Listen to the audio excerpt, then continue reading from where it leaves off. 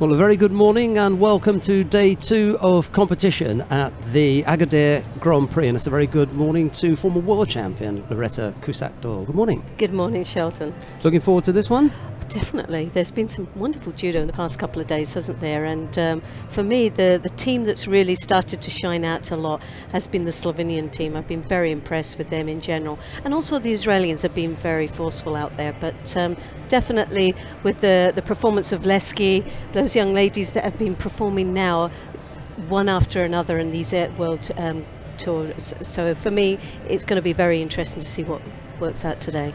Okay, we've got 5 weight categories to bring to you today. 3 men, 2 women. We'll start by taking a look at the top 4 seeds in each of those weight categories. And let's start by taking a look at the men in the under 90 kilo category. The number 1 seed is Nemanja Majdov of Serbia. The number 2 seed is Islam Bosbayev of Kazakhstan. The number 3 seed is Hussein Kalmuzaev of Russia. And the number 4 seed is Eduard Trippel of Germany. What a lineup already, but for me, I'm going to go with the number 2 seed, Bosbayev of Kazakhstan. This young man has been very impressive and has picked up some very big medals, so I think he could come through. But also Trippel of Israel is Germany. Sorry, of Germany. That's my fault. Germany is a really strong young lad. He's got a bronze medal in Paris, and he's junior world bronze medalist as well. So he's got the youth behind him. He's infusing, and like what we've seen yesterday, there were some of these young athletes that came through and fought really well, and even came into winning the tournament. Now, Morocco have put up a reasonable show in some of the weight categories, both men and women. Anyone that comes to mind there? You got anybody? I was looking at a few, but none really that I felt with this lineup is actually going to. I think they're going to struggle to come through. Especially in that weight category, yeah. This weight category, it's a very, very strong 17 competitors, but there is a real impressive lineup. You marked down João Martino? Yes, well, again, he's a junior European champion back in 2015. Again, I think these youngsters have got something to prove. They've got nothing to lose, and they'll give really good performances like we've seen in the past couple of days. So, again, I'm going to look out for these youngsters because I think they're going to be real. Yes, the Belgian boy, yes. So you marked that. And then we were chatting before we got underway about Kejao Nabali, because we both like him. We both like his judo. And we were surprised to see that he had competed, I think it was 26 times for Ukraine, and a total of three bronze medals. And I'm you don't shocked at that, yes, and you don't realise until you start analysing it, because he's been on the circuit for so many years. And like we say, he's a real favourite. Technically, he's actually a really good judo player, but he hasn't got the medals under his belt, has he? Mind you, he could have had 15 fifth places. I didn't look at that. We didn't actually look at the places, so yes, we could be sort of doing a misjustice there. Yeah. Right, let's take a look at the top 4 seeds in the under 100 kilo category. The number 1 seed is Kirill Denisov of Russia. The number 2 seed is Jorge Fonseca of Portugal. The number 3 seed is Zlatko Kumric of Croatia, and the number 4 seed is Karl Richard Frey of Germany. They're all okay. Well, for me, dead favourite for me is Fonseca, of Jorge Fonseca of Portugal. The biggest smile of the tournament for me, and a bronze medal in Dusseldorf a couple of weeks ago. He medalled in Paris as well. This is someone who's always hitting the targets, and is a top favourite from final again today, I think. And we got a big smile from George on the way in as well. He looked happy and ready to go. It's a smile that just melts you. Right, okay, let's take a look at the top 4 seeds in the plus 100 kilo category. Zako Chulum of Serbia is the number 1 seed. The number 2 seed is Alexander Gordienko of Ukraine. The number 3 seed is Anton Krivobokov of Russia, and the number 4 seed is Najib Temar of Algeria. I'm going to go with a real old favourite, Olympic silver medalist Mikhailin of Russia. For me, he's always on the circuit. He's got that maturity in his judo. His judo's lovely, and I think with the lineup we have here today, I think he could come through into that final. He is a strong competitor, and for me, I think he could do that today. Okay, let's take a look at the top 4 seeds in the under 78 kilo category. The number 1 seed is Anastasia Dmitrieva of Russia. The number 2 seed is Anastasia Turchin of the Ukraine. The number 3 seed is Yarden Meyerson of Israel, and the number 4 seed is Yahima Ramirez of Portugal. Turchin, I think, is someone that I think that could come through into the gold spot. But one to watch out for is, again, another youngster, Lisa Dollinger of Germany. For me, this young lady, junior world bronze medalist, she's got lovely judo, and I think she's capable of medaling here, so that'd be one to watch. I just, again, before we came in, I was just chatting with one of the German coaches, and there's a question mark about Dollinger, so I'm not sure if we've got that information yet about whether she's going to take part. Oh, that would be a shame. Yeah, that'd be a real shame. That would be. Right, the plus 78 kilo category then. The number 1 seed is Yelisaveta Kalanina of Ukraine. The number 2 seed is Sandra Jabonsklita of Lithuania. The number 3 seed is Anna-Marie Valenček of Slovenia, and the number 4 seed is Ivana Sutalo of Croatia. Well, I'm going to go for the number 1 seed on this one, Kalanina for Ukraine. Baku took a bronze medal in Hoyhot, silver medalist in European Championships 5th place. So she's a consistent athlete. She's picking up these results along the year, and I think looking at the lineup we have with these 8 athletes, well, 7 athletes, I think this is someone that could come through and take the number 1 spot and win the gold medal here today.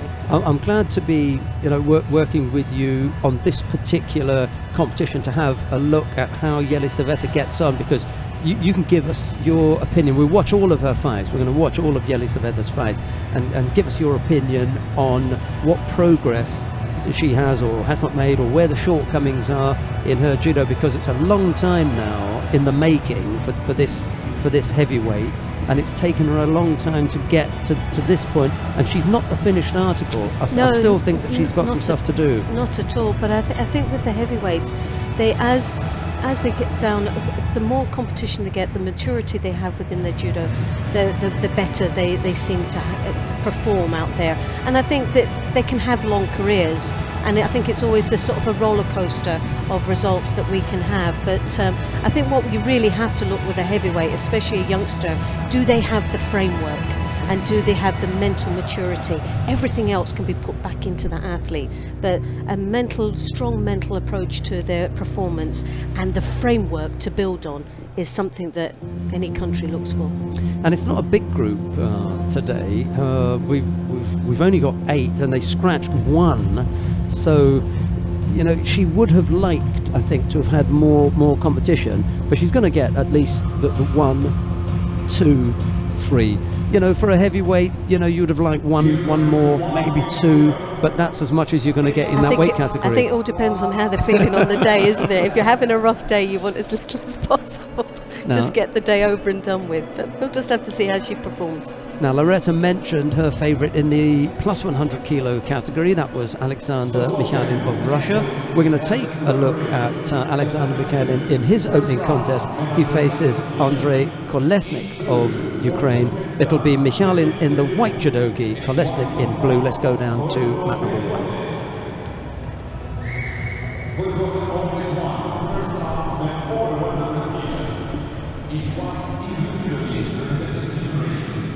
Well, there he is on the left side of your screen, just preparing to come to the mat. It's rather embarrassing to look at that number in the top right hand corner of that scoreboard, 113. It doesn't bear any resemblance to the legend that Alexander Mikhailin is, but that's where he is at the moment, not been competing a lot. Exactly, when you think he's an Olympic silver medalist and double world champion. Double world, yes, and 113. Well, for him, he most probably doesn't really mind at all. Sometimes to go under the radar in a competition is sometimes a little bit of relief, rather than having that pressure of being the number 1 seed and number 1 in the world. You can come up and the expectations are not as high. But definitely, Mikhailin is one of my favourites. I've watched him so many years and had the privilege of working in London at the Olympic Games, and it was an absolute delight to see him perform. He's always very pleasant. I remember he's a gentleman, an absolute scholar and a gentleman. I remember chatting with him at the Paris Grand Slam one year, just before he went on. He was going on in the semi-final, and he was just so comfortable, so relaxed, and you know, unhurried. And in a way, that's been one of his problems, the fact that he's unhurried.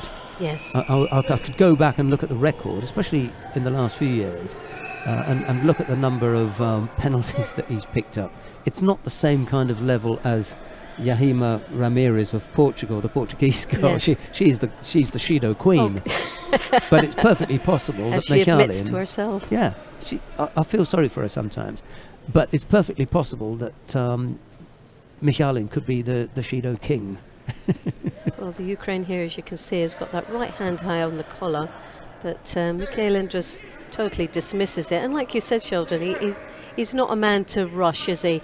And takes his time. And I think this is where you've always found in previous matches and tournaments that himself and Teririna have clashed, because he's another one that doesn't rush into anything.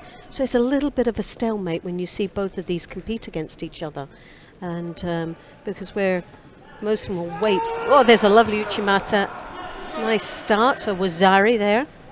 Kaelin taking the lead with 2.5 minutes remaining. He's trying to secure the Osokomi. Ukraine reacts very quickly when he goes down into the ground.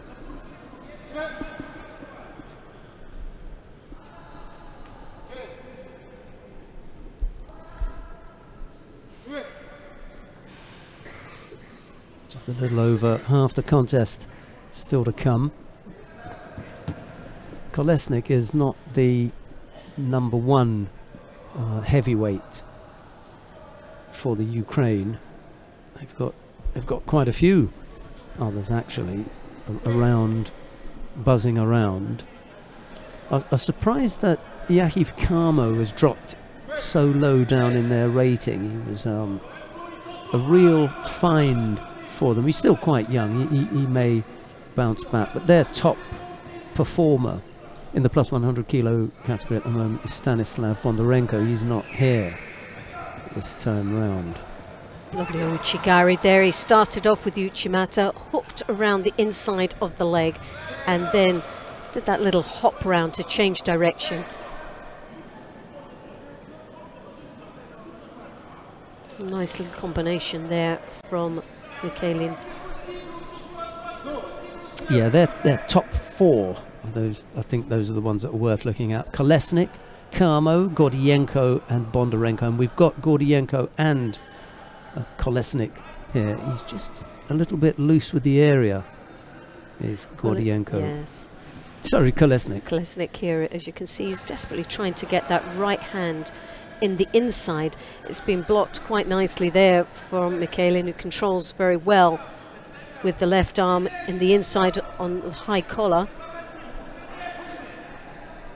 And as far as the Russians are concerned, their heavyweight lineup is Volkov, Krybovokov, Tasoyev, Tumenov.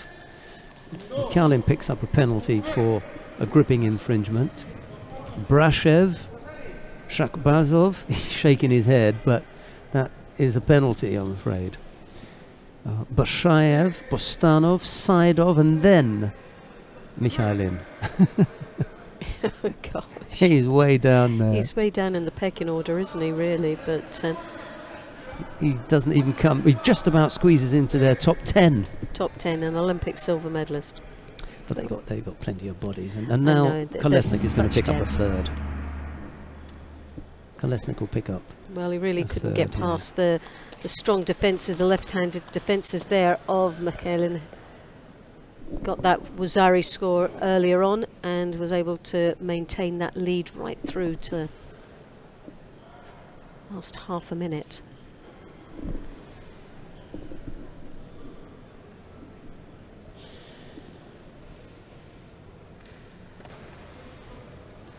Michalin just tidying himself up, and then we'll be underway with the next contest. That next contest, by the way, I'm jumping the gun here because they're about to give the third penalty to Andrei Kolesnik. So if we can go to mount number 2, that would be really good. I don't know if Freddie is able to do that.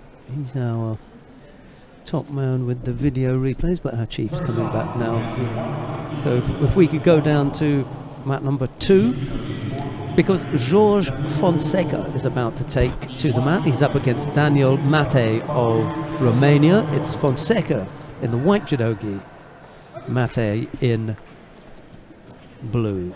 Cause a few problems with the pronunciation of that name and the Japanese term mate. Yes. Looks for that Sodi, but the Oso Tagari at exactly the time that drops Sianagi. Great start for Fonseca. He said 3rd in Düsseldorf, 3rd in Paris, and a 2nd place in Zagreb. Well, he's picked up some nice medals along the way, and he had a wonderful performance in Düsseldorf. Really on form.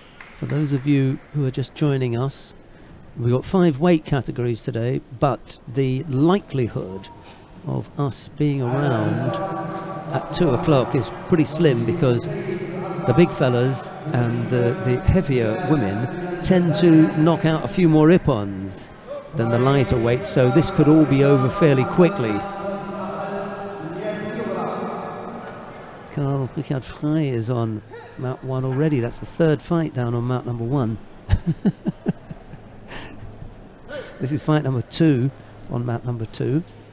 We haven't had one go to time yet, and this is a measure of, you know, how quickly the heavier weights get through the day.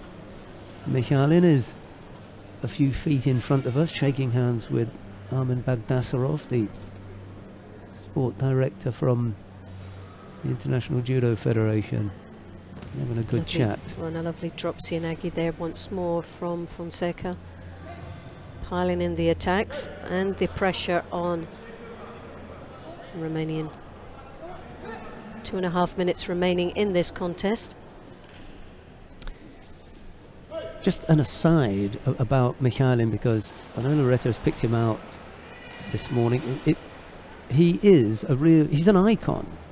You know, he's an icon in the sport, along the lines of Teddy Riner, along the lines of Ilias Iliadis, and I'm sure that even Georgi Zantarai, who's not a big guy. It's normally, you know, the big guys, little fellas don't normally come out as icons, but Zantarai is a little bit difficult, a little bit different. Yes, he is well known on the international circuit for giving courses and traveling to places and doing seminars and things, sometimes with Iliadis, but not necessarily always that way. I think Vitaly Makarov was, you know, around that kind of thing. You know, people like to see them, and Mikhailin, I think, has got a role to play after he's finished his competitive career as a, like, you know, ambassador, if you like. We shall see. But he certainly found it difficult to get back to the warm-up era because so many people stopped him to shake his hand. Right, Loretta. Well, we're here Sorry now. about that. That's fine. We've got 1.5 minutes now remaining in this contest. It's been a little bit more challenging for Fonseca. As you can see, there's been a build-up of the Shidos, 1-2, but Mate a little bit more under the pressure with the 2 Shidos. One more would result in the hand Sokumaki. Some nice attacks that have come from Fonseca with the drop Sianagi. Very close to scoring, and there you have it once more. He drives through, and there it is, a Wazari this time, and he puts a score on the board with 1 minute and 10 seconds remaining.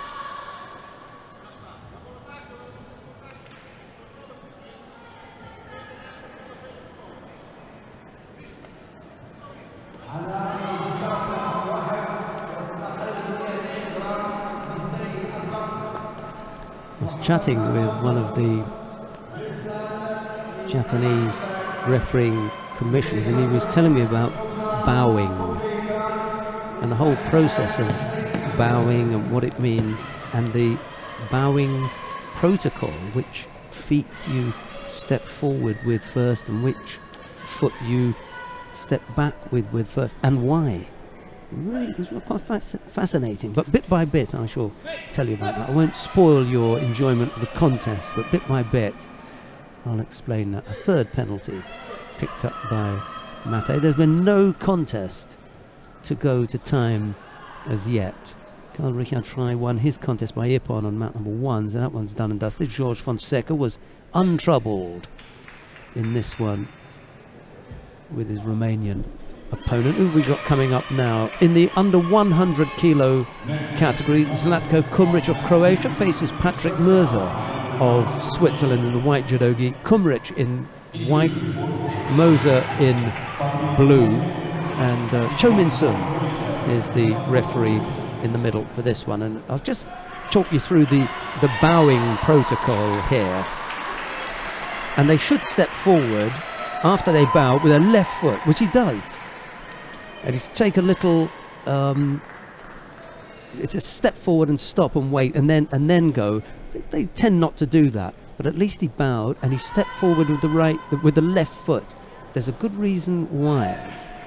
It has to do with the pulling out of the ceremonial sword. Oh, right. And if you were right-handed, you would have your sword on your left hip. So it would be easier to pull your sword out if you stepped forward with your right foot. You would be placed and ready. If you step forward with the left, it shows that you're not going to attack and that you're going to be prepared to have a fair fight. So stepping forward with the left foot, which you would do automatically, but you don't know why, that's right, is the right thing. And that's why it is. And when you finish, it's the same thing. It's rather like the sumo wrestlers, who when they go down, they put their arms out and they show that there's nothing in their hands, no weapons.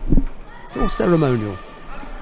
Very interesting. Definitely very interesting. And I say that because normally during the morning we've got so many, judo aficionados, watching and enjoying that sort of thing. So and actually we'll pick up and on would that. like that. Yeah. So I thought I'd let you have that at home. There's no charge for that. That one, you get that one for free.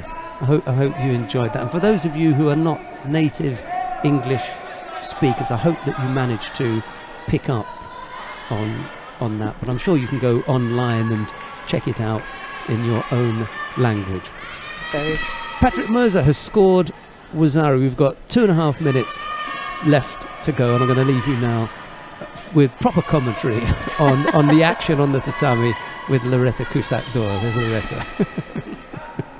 Moser there, as you can see, attempting the Uchimata.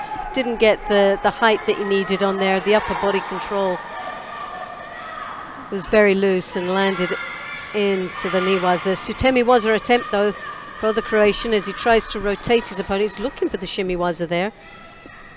Not quite sure how effective it is from this angle.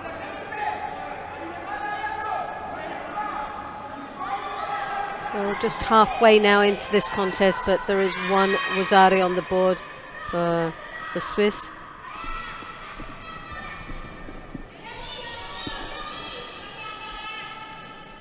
Moser, as you can see, with the right hand round the back.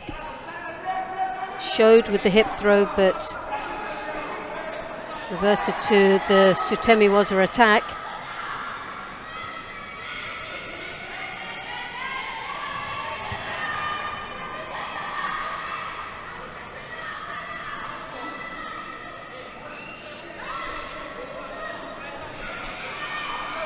Well, the Croatian now has got 1.5 minutes to try and come back into play. Lovely Ashiwaza had his opponent up on one leg there. The Uchimata attempt.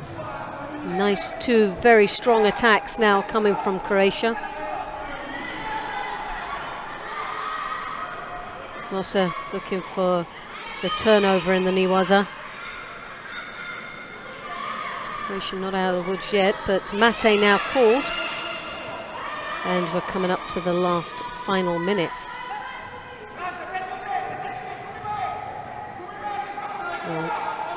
Moser dropping to his knees to get out of trouble. He'll pick up a Shido for that.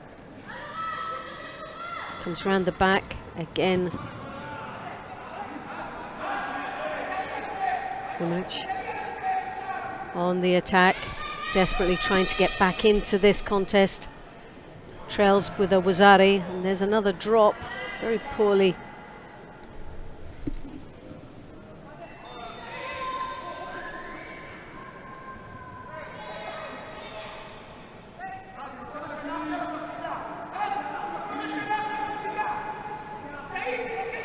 Also attacks on the area.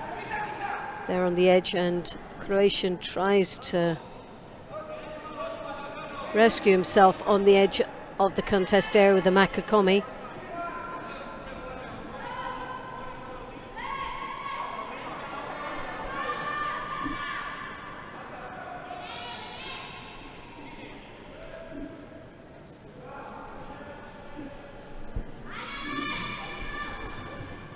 Also, you can see looking, he's got the right hand in the lapel there, he steps across. Sutemi was her attempt, turns his opponent over, tries to draw him into the ground. As you know, the Croatian really needs to stay standing now. He's got a Wazari to get back. Starting to look a little bit tired. Kosota drives back. Oh, so close.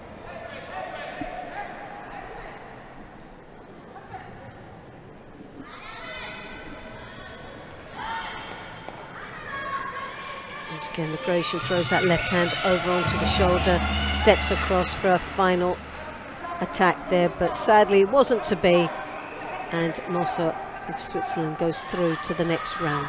Strange attack from Kumrit right at the end, where he throws himself at Mirza. He's a Wazari down, he throws himself at Mirza, and when it's not going his way, he falls to his front to defend. With 1 second left. You know, just that was, for me, that wasn't everything. No, he didn't throw everything at them, because if he did, he'd be in a position to be countered. what was quite surprising with the Croatian, though, it did show that he had some nice judo. He had a lovely uchimata there. He also had that kosota. We only saw it maybe about 2 or 3 times, and the rest of the time Mossa was all over him. Yep, missed out there. Who have we got now? Viktor Demyanenko of Kazakhstan versus Ismail El Kazina of Morocco. It's Demyanenko in the white judogi, El Kazina in blue. First time I've seen Ismail El Kazin, the Moroccan in the white, in the blue judogi. No, it's not. We saw him this morning. He's gone over there for Rippon. We saw him this morning walking in, and we said, that's a big boy. That's a big lad. Yeah, that's a big lad, yeah. It's quite intimidating when you walk through that warm-up area, isn't it? The size of the athletes. Yelisaveta Kalanina. Yes. Giantess. And so gentle, you know, softly spoken and yes, pleasant. A very gentle just lady. Huge. Got to be 6'2". Demyanenko there takes the win, and he'll be up against Mossa of Switzerland a little bit later on. Coming up next, Vanessa Duro of France faces Hafsa Yatim of Morocco. It's Duro in the white judogi, Yatim in blue. Morocco took a gold medal in the under 70 kilo category yesterday. I wonder if there'll be another medal for the Moroccans today. It was a slightly unedifying spectacle with that hand sokumake given to Perez, who had committed an error. Oh yes, definitely. There's no doubt about the hand sokumake. It just so happened that Asma Niang was then writhing in agony on the floor, holding her elbow, and immediately that the hand sokumake was given, she was punching the air in celebration, and it looked odd, to say the least. It just didn't look right, did it? Well, just glad she wasn't seriously injured. Absolutely. We were concerned, because it was an illegal move. Yeah. And the pain that she did show, and her reaction for being on the receiving end, we were generally all very concerned for her. So I'm just glad at the end of the day it was just dramatised a little bit more than expected. I think she's in the venue. We may just call her up here, because she's quite chatty. We'll call her up and say, oh, hey, what was that about? Shoulder. Yeah. Is your arm okay? Perez was mortified at having committed that error. Yeah, she was very concerned about that, wasn't she? And speak of the devil, there she is in the white hoodie in the background, just shouting out to her teammate Hafsa Yetim. It's funny that, isn't it? You talk about someone and then they just appear. Yetim on the receiving there of the drop C and Agif.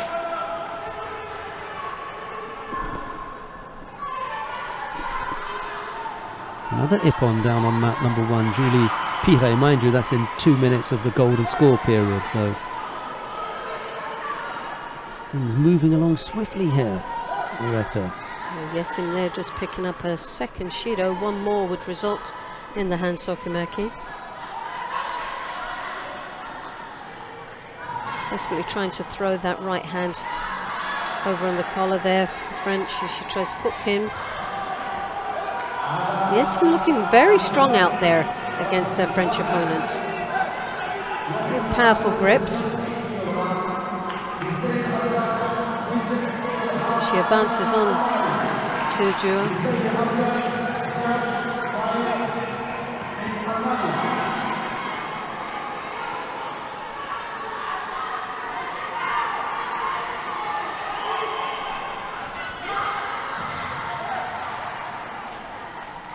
Well, looking a little bit scrappy out here, and both of them look very vulnerable at times as they enter in for the attack. Yetim obviously under a little bit more pressure than their opponent with the 2 Shidos. With 1 minute and 16 seconds remaining, there's a battle of that high collar grip from both of the athletes as they try to control the head. Uchimata, yes, beautifully executed, and Ippon scored.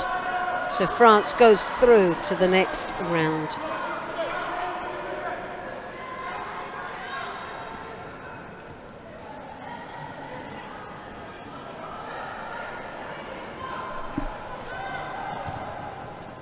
Another Ippon. Nicely executed, there's Uchimata once more. They just keep coming. Now, we're not going to get involved in the next contest, and there's a good reason for that. Oh, yes, we are. Sorry, because it's a quarter-final, so we have to stay here. Sandra Jabonsklita of Lithuania faces Anna Gushina of Russia.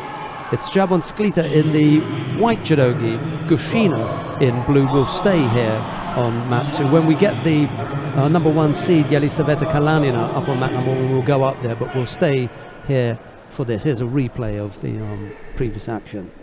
Nice Uchimata. Beautifully executed there. Nice control on the upper body. Both of them really did have a strong upper body grip, that controlling of the head.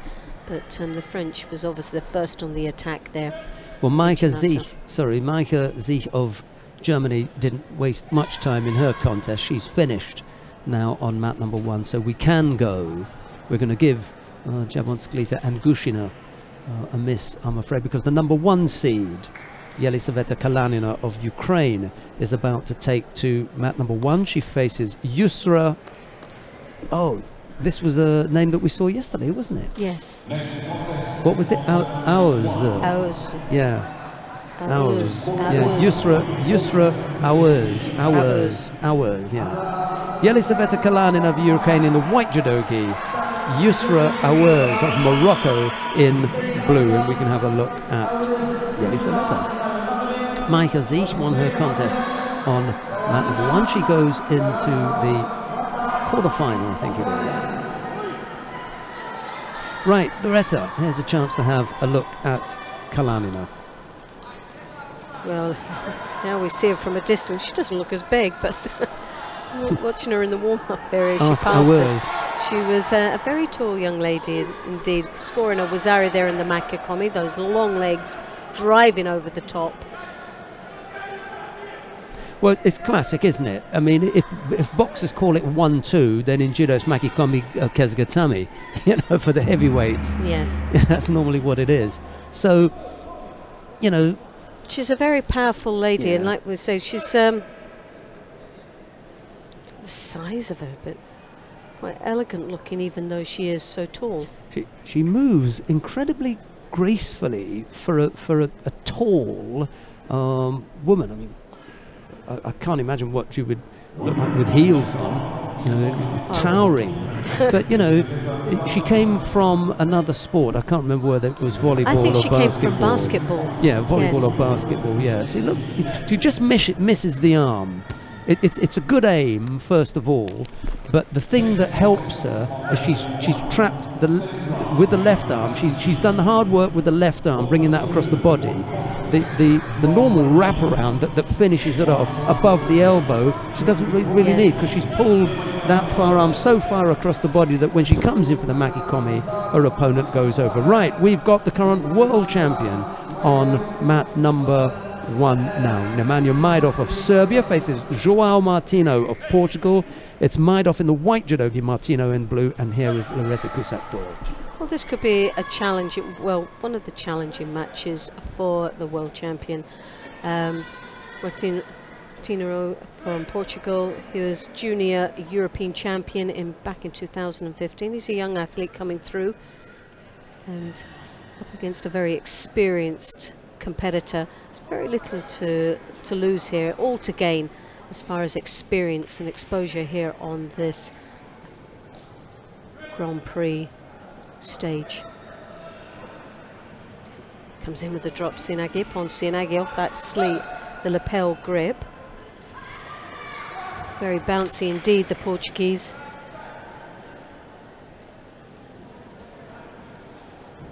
Majdov coming round the back, head forward and bringing the legs around the back for the Kosoda.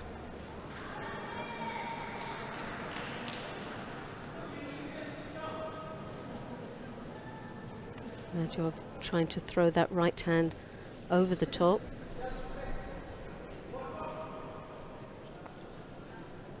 Portuguese just controlling as much as he can that sleeve, and as you can see, he's got it there.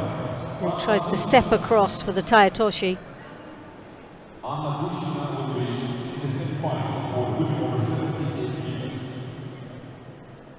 Next, quarterfinal for the winning number 78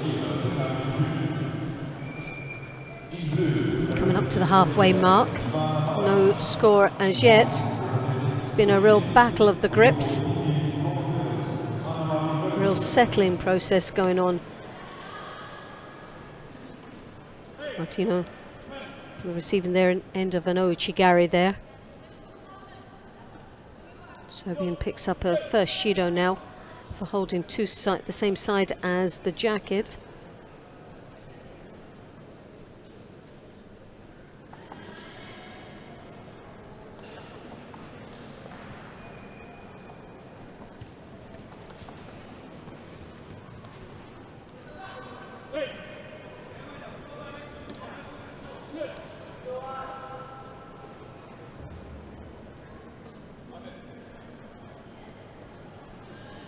Both of them looking very deep in thought here of the next tactic to use in this contest. It's more an attempt of an attack there from Martino. Now just picks up his first Shido. So 1 minute and 11 seconds remaining. A Shido apiece.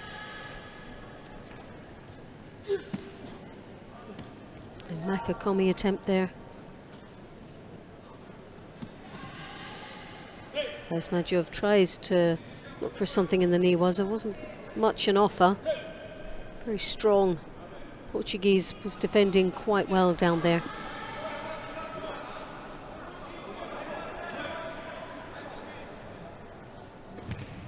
Drop Sianagi once more from Majdov. Gets that high collar grip, but totally dismissed by the Portuguese as he works with his feet to try and break the balance of the Serbian.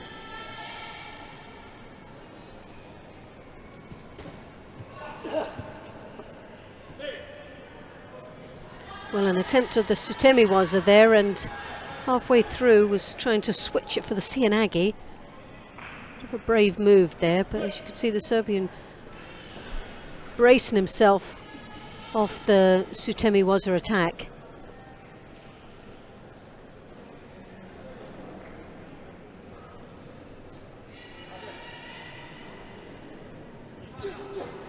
Osota Gary with the Siotoshi switching it to the Osota.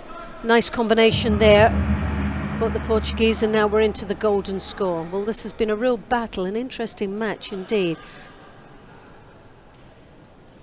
We said right at the beginning, this is one that's going to be challenged. Yep. And it has definitely been a challenge for this world champion. 90 kilos is going to be a tough. In the wings as well, Jakipov as well, the Kazakh fighter, Edward Triple, Cyril Grossklaus, Nibali bringing up the rear. You know, It's tough. Make your way through that lot. Well, he started anyway. He was delayed slightly. Cobwebs away, as we could say. Islam Bozbayev, do you want to look at the number two seed. seed? Let's go Yes. down to mat number 2 then. Sorry, those of you who want to watch Botio and Jakipov, just click on 1 and you'll get 1. Bozbayev scores Wazari. He's not going to delay us that long, is he? That's right, he's now secured the Osakomi. The opening seconds of the contest, scores a Wazari and completes the Ippon with the Osakomi. So Bozbayev swiftly, without any problem, goes through into the quarterfinal. They are really not hanging around here. NS of Libya not able to delay Bozbayev's march into Garcia of Mexico.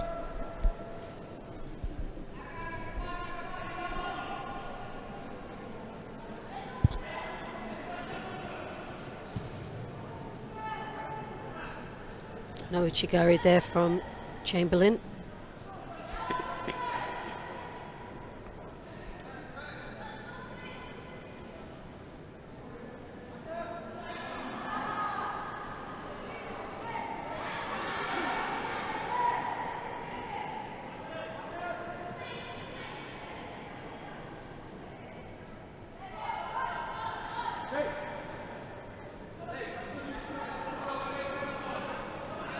It's been a bit of a slow start, other than the first attack there from Chamberlain, but Moroccan picks up the first Shido. Chamberlain, Pan American Open champion back in 2015, and European Open in Glasgow silver medalist. Had a great performance in Tunisia. Nice turnover there.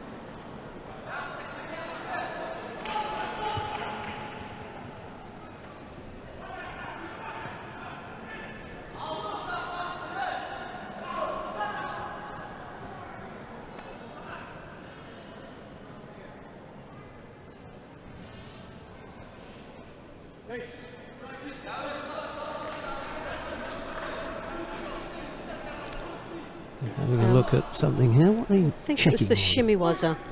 They were not quite sure whether it was under the chin or on the chin, and I think that's what they're trying to look at.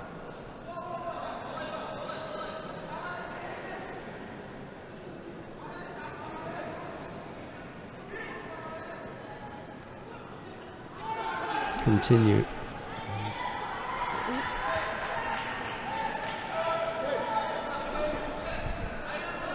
And now tries to throw that right hand higher on Chamberlain's shoulder. He's got to overreach himself there, and maybe not the wisest decisions to make. Chamberlain,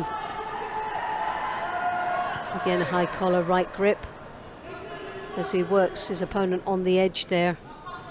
As the Moroccan defends, picks up his second Shido, and we're now at 2 minutes and 18 seconds, not even halfway, and already the Moroccan is in a really difficult position now.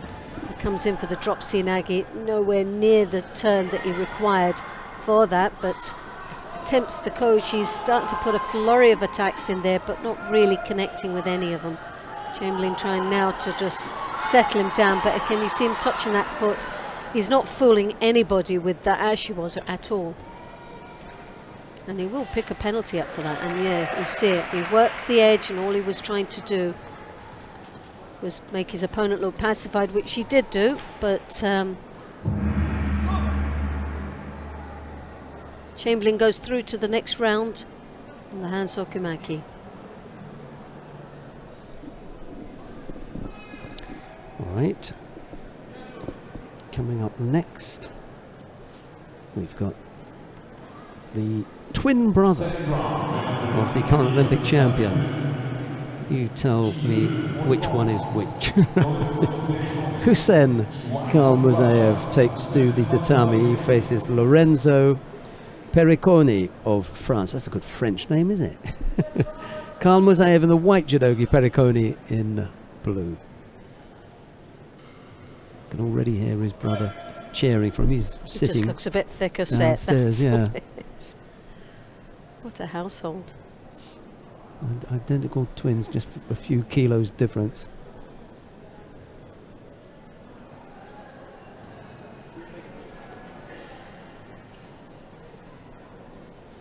Kalmuzaev there working his opponent on that edge, draws the head down, as you can see, high collar, right hand grip over the head. Periconi looking a little bit uncomfortable there, not able to get out of that awkward situation as he's found himself in.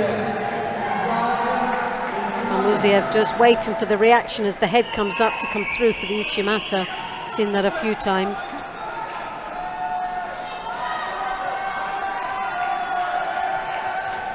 Periconi picking up the first Shido now in the first minute of competition.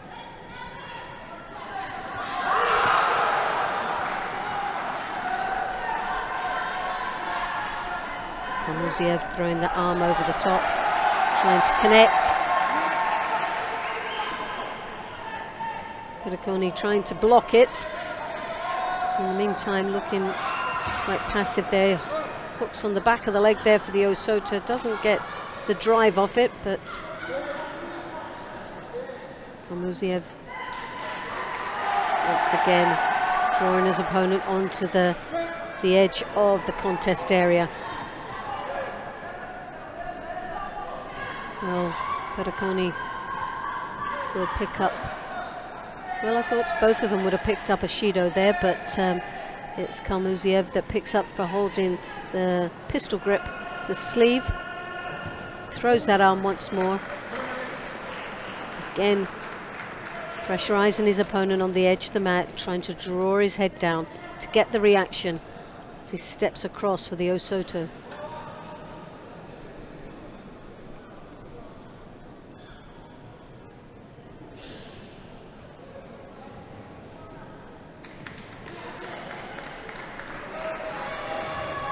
Well, Periconi will pick up a Shido now for defending there.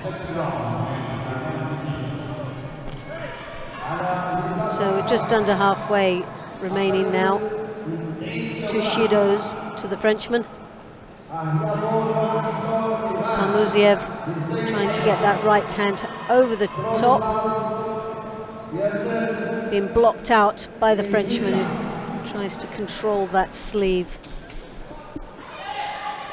Doesn't have much luck there, as you can see the head now being drawn down again. He pressurizes him on the edge of the mat, looking for a reaction as the head comes up and trying to step across either with the Osoto or the Uchimata. As you can see, he's drawing him onto that leg, trying to set it up quite nicely there. Periconi really hasn't very much to offer against a very strong opponent.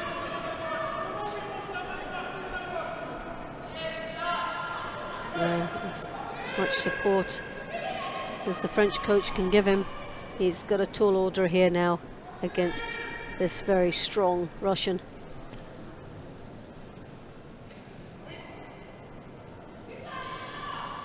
Kalmuzaev there, as you can see, throws that right hand once more, high collar grip, draws the head down, lures him onto the Uchimata. Periconi anticipates it well, Jigitais drops his weight down, so Kalmuzaev couldn't get the lift. But now Frenchman on the top, looking for an opportunity in the Niwaza. The referee obviously decides there's very little on offer. With 19 seconds remaining, both athletes back up on their feet.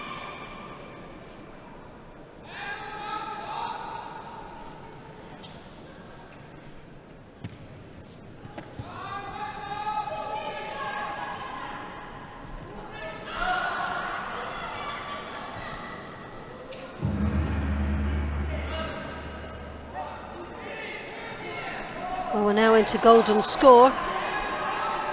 2 Shidos to 1 at the moment.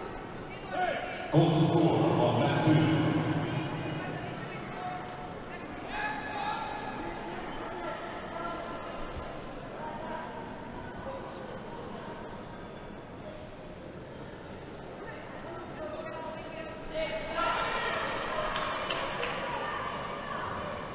Oso Tagari beautifully executed in 21 seconds of golden score. Well, Maidov and Karl Musayev both going into golden score and both winning in 20 seconds. It's like they just love the bit of warm-up, don't they? It would be criminal, wouldn't it, if they'd said, well, I want 4 minutes in the middle, but after that, you're off. You know? Give me 4 minutes of a warm-up. Yeah, I need a warm-up. You're it, but after that, I'm going to show you who's who.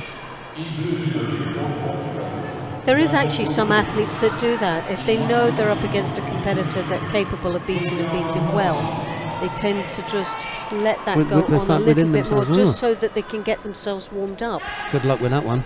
No, I wouldn't do it. I was never in a position to do that. Right.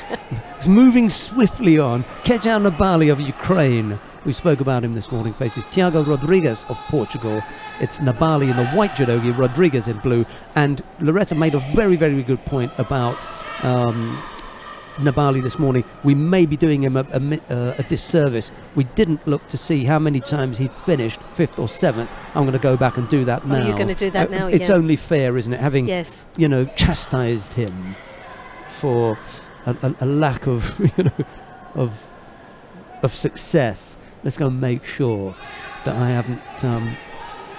I think we were fair in saying that he's an entertaining judoka. He's got some nice judo, and he has had great performances. But even just in this competition alone, 17 judokas here, and what a lineup. Nabali there hooks in with that Ouchigari, just misses, clips the heels, breaks the balance, but just didn't get the hook in deep enough. Well, of his Grand Prix appearances, he's finished 5th twice. There's no harm in that. And he's finished 7th 5 times. It's a lot. So, you know, 7 times he's been there or thereabouts. So he's been, you know, in the final block or repechage, you know, there or thereabouts 7 times, and he's medalled twice at the Grand Prix. So you could say that 5, 7, 9, 60% of the time that they send him to Grand Prix, he does something. That's yes, not bad. That's it. He's got a consistent performance. But when it comes to Grand Slams, that's where he's come unstuck.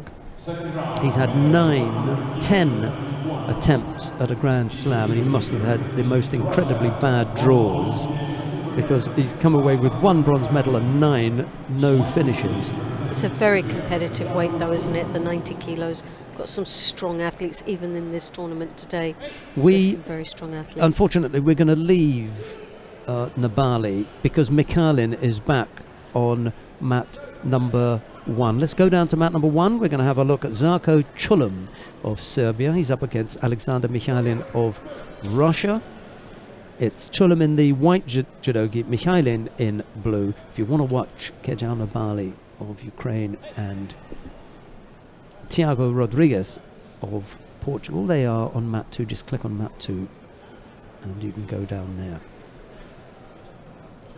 Mikhailin, as is usual for him, picks up a Shido. Well, Chulum, as you can see, has the upper hand as far as the grip is concerned. He's got that right hand in the inside on the collar.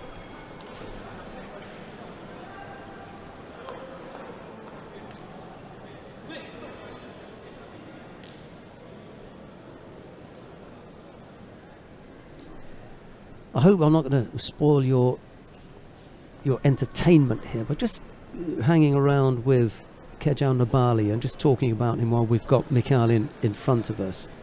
European Championships last year, first round, drawn against Becca Gviniashvili. Just unlucky there. That right, was, okay, so, awful. you know, bad luck there. Well, there's a Shido apiece now for Chillum and Michaelin. Chillum coming over again with a very strong right hand grip over the top. Draws his opponent down onto his knees. At the Olympic Games in Rio, first round loss to Ashley Gonzalez of Cuba, who was the Olympic silver medalist. So another bit of bad luck there. See, that's the difficulty now when it's a straight knockout as well. Early on, yeah. You don't even get closer to those medals. And it could be just down to obviously the draw itself, and that's why it's so important, the seeding now, isn't it, to get a fairer chance of getting closer to the quarterfinals and placing in the top 7. I could look at his losses and I could call out the names: Valam Lepetiliani, Nicolas Sherazadishvili, Hussein Karl Muzaev.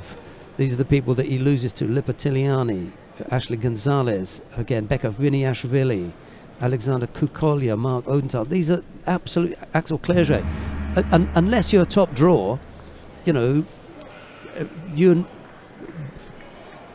Kejar Nabali is not going to lose to you. You have to be top draw to beat him. The difficulty for Nabali is he continues to draw them. He's very unlucky in the draw. He's not had the luck, has he? No, not at all. But he goes through to the next round with Kalamuziev. So we'll see if he can challenge there. It's another tough one. You know, that is a perfect example, Loretta, of, you know, the bad luck for Kejar Nabali. The only bit of good luck is that the quarterfinal. Yes, so he can come back into the Repachage. Mercifully, he may have a chance of picking up a Grand Prix medal here. But mind you, we're saying that he's going to lose to Karl Muzaev. He may very well, but that fight has still to come. Yeah. Right, 2 penalties picked up by Michael and 1 by Chillum. This is looking unattractive, isn't it? Well, it is looking a little bit. Michaelin's looking a little bit tired out there. He's been out-gripped by Chillum quite a few times now. It's reflected on those Shidos. No score as yet, but we're into the last minute of the contest. Michaelin really has to now try to take control.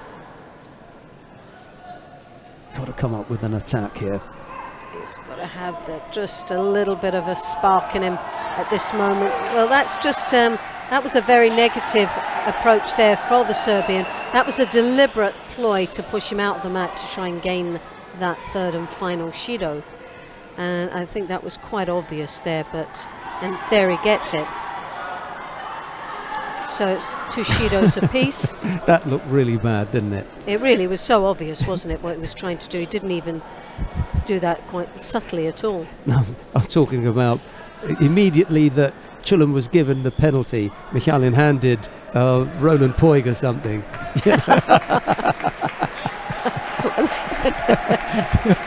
Only you would think like that. That. Looks so bad. Bad timing that was. We can do a voiceover for that later. But it was just bad timing. 2 penalties apiece. A good effort there. Oh, right. Well, that was the counter there for Michaelin. It's not a bad one either. And I think it's a score. Yes. And he's dragged that out from absolutely nowhere, as Michaelin. There were 12 seconds to go there. A slightly loose effort from Zarko Chillum, and there was just enough strength in Michaelin to bring Chillum down onto his side, and with only a few seconds left to go, Michaelin shouldn't let this get away from him. Now all he's got to do is to stay in the area. Exactly. Now they've got to be clever here as well, yes, because they know what Zarko Chillum is trying to do here. It's bad tactics. Bad tactics. Everybody knows that he's got 2 penalties. A 3rd one is going to put him out. So what are you going to do? Use all your energy to push him out? Well, silly tactic. I know there was a score there, but Chillum really put himself under too much pressure by throwing away a Shido by that negative push out that we saw, and that just changed the dynamics of that contest completely at that latter stage.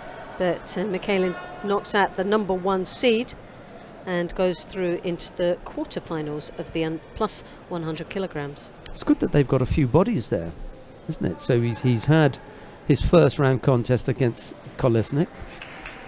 And now he's had a second round contest against the #1 seed, Chulam. And he'll face the winner of the upcoming contest now between Adil Hadji of Morocco and Hamza Oushani of France. What if Hamza's been on with Teddy then? You know, because here is a French heavyweight. He must have trained with him at INSEP or whatever. He's a big lad as well, isn't he, Oushani? Yeah. Very tall indeed. Hadja being shadowed on the mat there by this huge Frenchman. I would love to see that training session with Could you imagine those Hamza two? Oushani and Teddy Riner.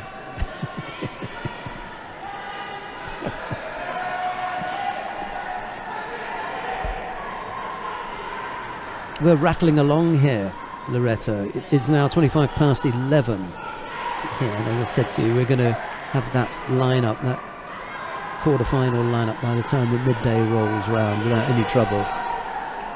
Well, Hadjani here is giving the Frenchman a bit of a run for his money. He's putting on a gutsy performance out here. Working the feet quite nicely, he's controlling the sleeve, and he's putting a few attacks there. Oushani hasn't even put in an attack yet, and he will pick up a Shido. So there's the first Shido been awarded within the minute of this contest started. And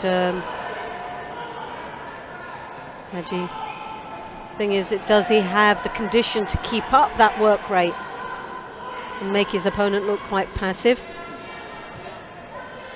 He's trying to control that sleeve from coming over the top. Frenchman, as you can see, that is hovering around that right hand to place on the back of his opponent, trying to draw his opponent over. I'm just wondering why there was no coach in the chair for the French athlete, and he's wearing one of our gis. So there's the answer to that. Yes. He failed the judogi control, so no coach for him.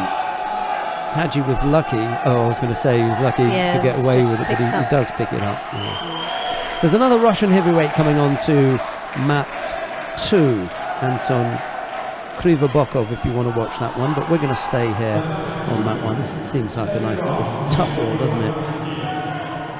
Oushani, as you can see, with that right hand on the collar now, Kosota stumbling his opponent backwards. Looks a little bit more in control now. Hadji getting tied up in the very strong framework of this Frenchman.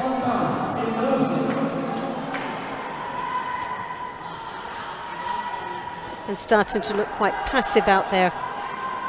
Needs to put a big attack in, but with the head control, it makes it very difficult for the Moroccan to move as well as he did in the previous minute.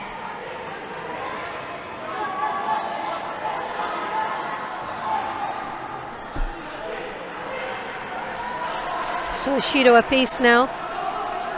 Oushani with now, well, 2 Shidos each. One more would result in the hand Sokimaki. Or if they both get. Oh, a double elimination. We'll try and avoid that, shall we?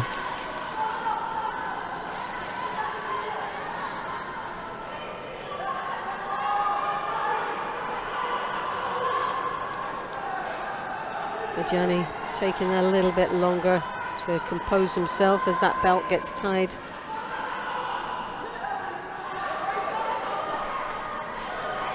Now Oushani knows he's got to keep his distance, he's got to stop that right hand from coming over the top. It's a killer for him. It slows him right down, and desperately trying to control the right sleeve and keep his head up. Again, the Kosota for Oushani. Hadji, as you can see on the edge there, his head's getting caught up again. He's getting slightly frustrated in that position. Second round, men over 100 kg, representing Slovenia, Judo Grand-Prix Agadir, representing Pakistan, So I think it's coming up to the third and final Shido, and it's going to be awarded to Hadji. of Morocco. So Ochani goes through to the next round of this plus 100 kilograms.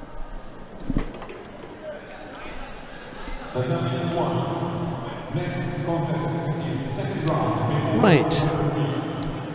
I think we will stick around here then. Najib Temar of Algeria faces Johannes Frey of Germany. This is the brother of Karl Richard Frey. He had previously competed at under 100, but he's decided to have a tussle with the big boys and he's gone up. Let's see how Frey gets on. It's Temar in the white judogi, Frey in blue, and when we have the quarterfinal in the under 100 kilo category, we'll go down to mat number 1 because Georges Fonseca is waiting in the wings for us.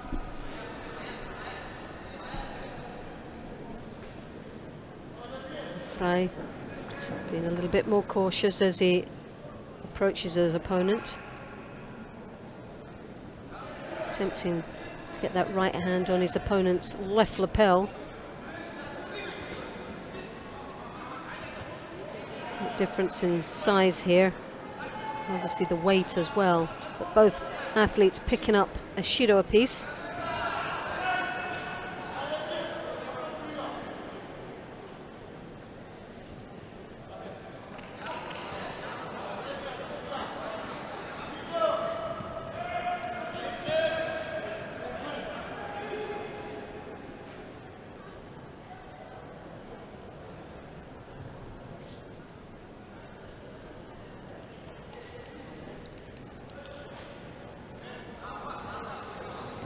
Frey still really hasn't secured a very strong controlling grip yet.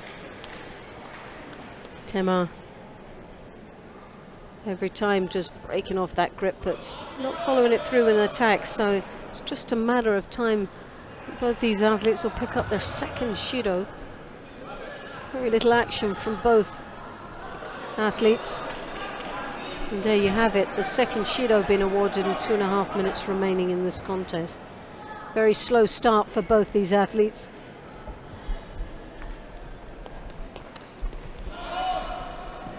Temar with the advantage of weight over his opponent. Frey trying to break him up a little bit to move the big Algerian.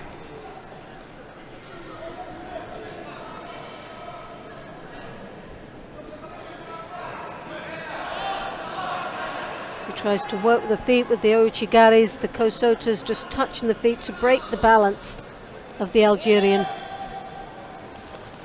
Algerian with the there with the Ouchigari just stumbled slightly.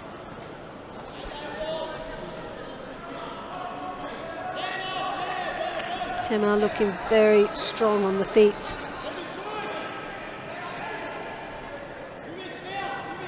And for Frey, it's like hitting a brick wall.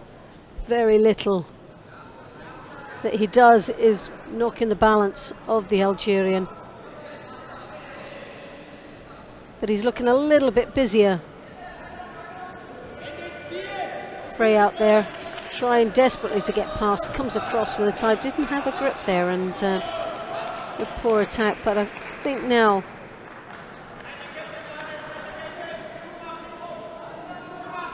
Temar might get the third and final Shido for lack of engagement. It's disappointing, really. It wasn't one of the most exciting matches out here. But there was a false attack there from Frey, but also Temar really wasn't putting any attacks in, so who gets it? Is it a double or is it one? Well, we'll let them go on and finish it off.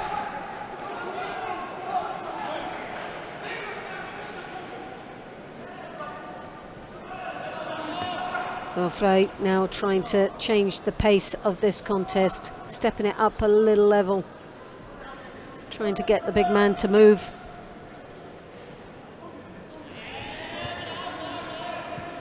Tactically does very well. Nice drop Sianagi there, and that's one of the strongest attacks we've seen so far.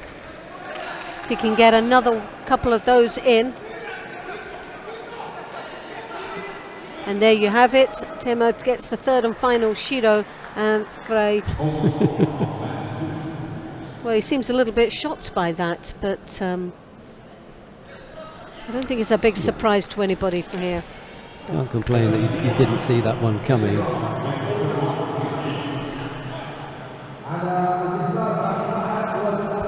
Well, before we get too involved in this round 2 contest, let's go down to mat number 2, because Yelaman Yegaliev of Kazakhstan faces Vito Dragtic of Slovenia. They're already into the golden score period. Both fighters have scored a Wazari apiece. They've got a penalty apiece. We've had half a minute of golden score. So whomsoever scores first will win. They both, I suppose, could be classed as having a penalty to play with, if you like. But it's the upcoming quarterfinal that we are looking forward to seeing. Georges Fonseca. Mind you, if Mbagnik Ndeye of Senegal and Zanja Shabarov of Kazakhstan finish quickly, then we'll have the number 1 seed, Kirill Denisov of Russia, on mat number 1. So we might have to wander down there and have a look. Well, Dragnik just picking up the second Shido. There's a Wazari apiece, and we're 1 minute and 6 seconds into golden score. Yegaliev picks up a second Shido too for that false attack. That was poor, wasn't it? Very poor attack there. Close. And Makikomi from Dragnik.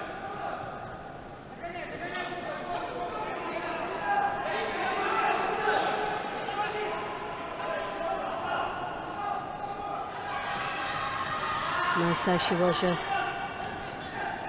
from the Slovenian. And like we said at the beginning of the day, the Slovenians have had a really good performance throughout the whole weekend, haven't they? Slovenian coach is on his way out. And it may be that this was a push out here. They're going to have a look. Let's see which way they're going to decide this one then.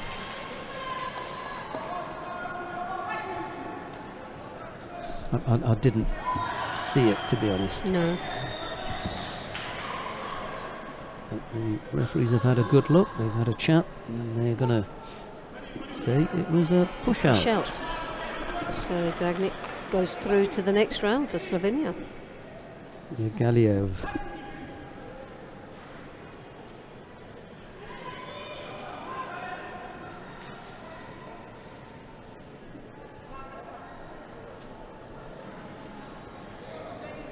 Right, coming up next then, Georges Fonseca of Portugal faces Daniel Herbst of Germany. It's Fonseca in the white judogi, Herbst in blue. We'll have a good look at this one.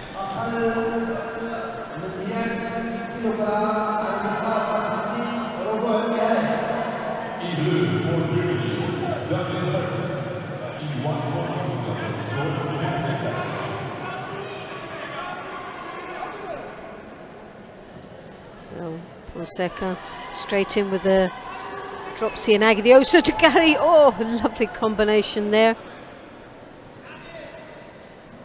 Very aggressive approach to this contest.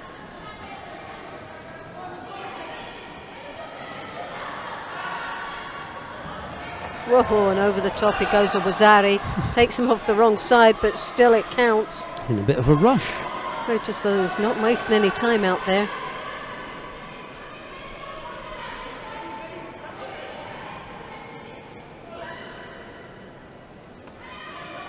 Well, Hurst has really had a bit of a wake-up call in this contest. He had a bye in the first round as Kiev of USA pulled out.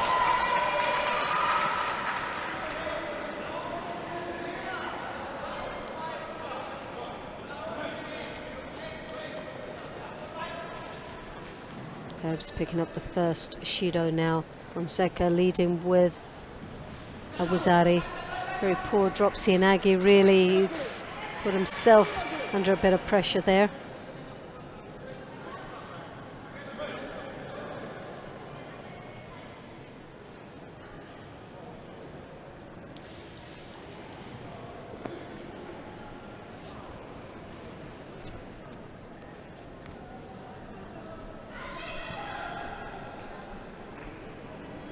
The German, as you can see, trying to throw that left hand on the shoulder.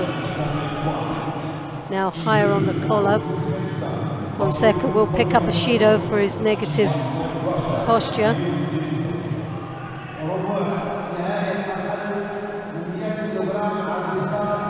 Drop Sianagi.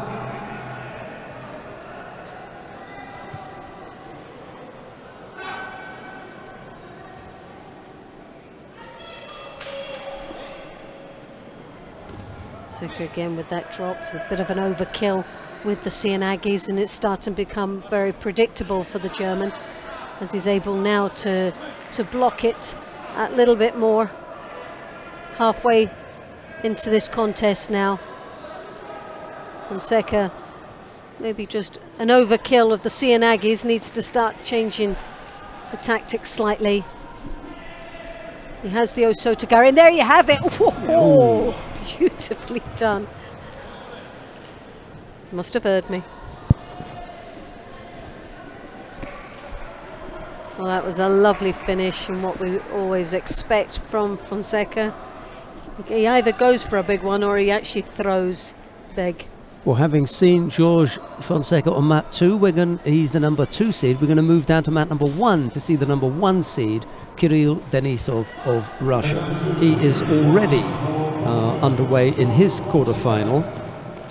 Denisov, and he faces Bater Hojamu Hamedov of Turkmenistan. It's Denisov in the white judogi, Hojamu Hamedov in blue. There's no score as yet. It's Denisov in white, Hojamu Hamedov in blue, and just to say there's no score, Denisov comes up with Wazari.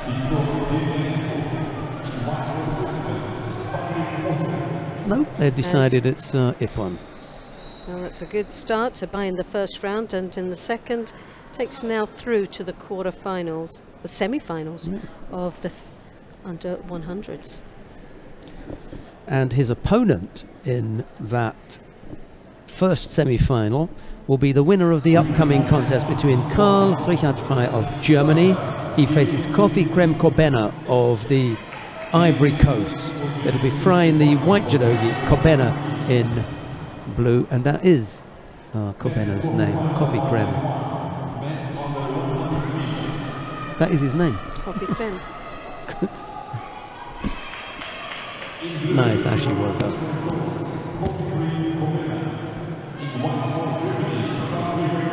I think maybe Kofi rather than coffee. We'll give it Kofi, it doesn't sound as bad, does it? Kofi Krem.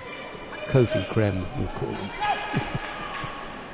Be interesting in the exact pronunciation of I suppose it's a little bit most like, probably was right the first time. I don't know, I think it's probably like the former head of the UN, Kofi Annan. Kofi. Right, so I'll go with Kofi. Kofi. That may have been 1 F. When you get the 2 Fs, it's more of a cough sound. Anyway, what do I know? I can tell you that Kirill Denisov has not moved out of the area. He's stayed around to have a look at what this pair are doing, Kofi Krem-Kobena and Karl Richard Frey. He wants to have a look at his next opponent. The winner of this will face Denisov in that semi-final. There's a Shido apiece with 3 minutes and 10 seconds remaining. Frey doing a bit of a chasing game here, trying to engage with his opponent. Looks a little bit apprehensive here, and rightly so, against a very strong opponent from Germany. Ippon Sianagi, well anticipated. Nicely blocked there. And it was a beautiful entry there for Frey.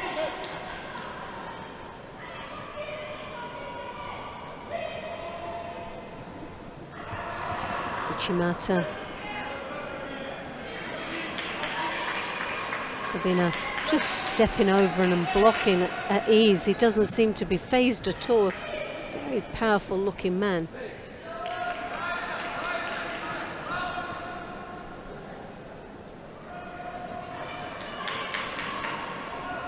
Frey with the right hand on the lapel now. It slips over into the high collar. Comes around the back. Beautifully done. Richard Troutman, the coach, is going, why didn't you just look into the Niwaza? Could have taken his head off there. The second Shido now goes, and there was no score, even such a big attack from Frey. Didn't get a score from there. Oh, but oh my goodness. An Ouchigari attempt there. Kobena caught his opponent quite nicely, stumbling, but the hands went down. I'm not quite sure if that was the block that they're going to class it as a wazari.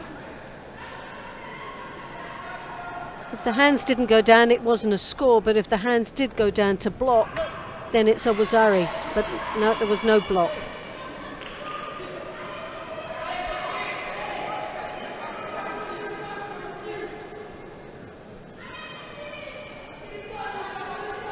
Frey with the hand, right hand on the lapel. His opponent left hand inside. He's already seen two strong attacks there, looking very dangerous indeed. Kobena with the two wazaris, the two shidos already. One more will result in the hand sokumaki, but he's now piled the pressure on Frey, who's desperately trying to settle this down. Comes round the back with that switch. Uchimata was there. Well, this has become a very interesting match indeed. Kobena, a real contender out here.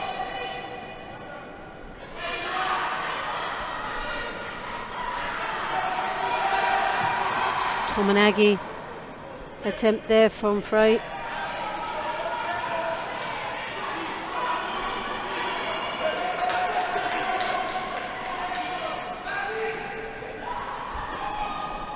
Kobena coming across, trying to desperately get that arm over. Lost a little bit of control. A desperate attempt to come over deep the back of the German. Hasn't got any hands on, needs to really get a grip of his opponent. He is two shidos down. Oh, the ashiwazas are flying both ways.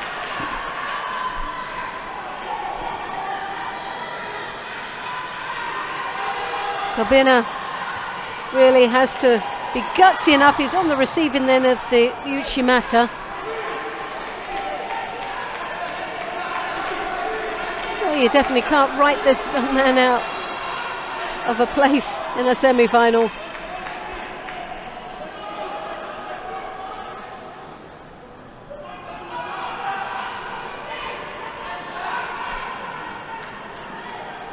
Kobena starting to look a little bit tired out there. He's put a lot of work in the last 45 seconds.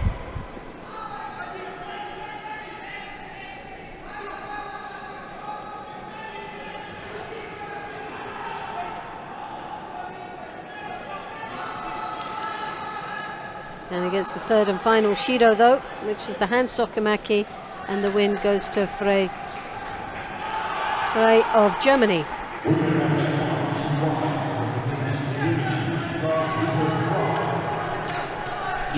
Well, we're going to stay here for the quarterfinal in the under 78 kilo category. The number one seed, Anastasia Dmitrieva of Russia, faces Julie Pirey of France. It's Dmitrieva in the white judogi, Pirey in blue.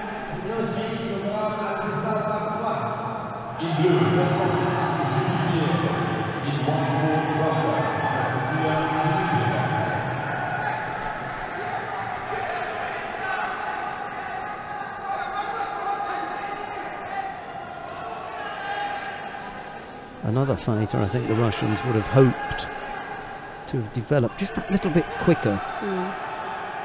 She's a very powerful looking athlete. Yeah, both at under 78 and plus 78, they really haven't come up with the goods recently, to be honest. They've got no problems down at the lighter end, you know, 48, 52, 57. It's just when they get to start to 63 and above that they start to, you know, become, with the greatest of respect, mediocre. You know, they're not top flight. And certainly Anastasia Dmitrieva would have hoped to have had, you know, better results. But now she's been around for a little while. Yeah, she's been on the scene. She has 3 Grand Prix medals under her belt at the moment, but you would have expected a lot more for the exposure that she's had on this circuit. Prior to this, then in this weight category, you had Vera Moskaliuk, who had some results. In the heavyweight, you had Tia Dongazashvili, who had some results. But you can't say the same from Anastasia Dmitrieva or Zhenya Chibisova. They just haven't, you know, done the business for Russia. And with the team event being men and women, it doesn't matter if you've got, you know, Iyatsev, Karl Muzayev, and Saidov in your team. You know, it's a nice, strong team. But where are the wins from the women going to come from? You need to have a strong women's team. Yes, they need that backup. There's no doubt about it.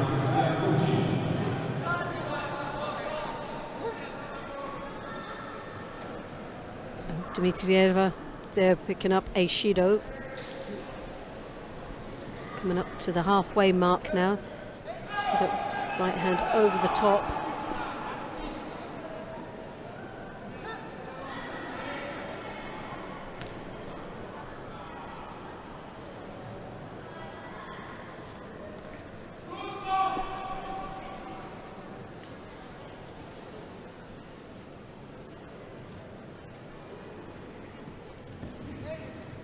Both opting high collar grips, and Dmitrieva taking second best and coming round the back for the hip throw, but running out of space. Both picking up a Shido again apiece. This time Dmitrieva now has the second Shido, which changes the dynamics of this contest completely, and needs to now start taking it up to another level. Circling the motion around her opponent, trying to come in on a different angle. As she throws that arm over the top, hooks in with the Ouchigari, combination with the Uchimata. Frenchman Pierre really trying to dominate with the grips as she blocks there on the edge of the contest area.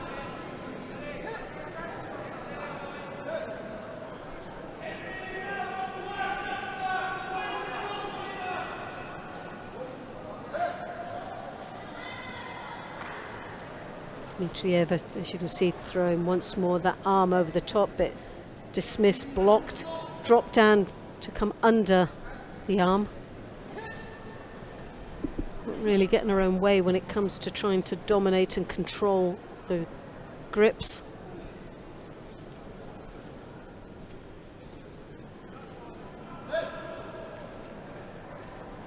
Perrier coming over the top once more, blocking in the inside. Well, there was a mate there, but a lovely Ouchigari just on the edge.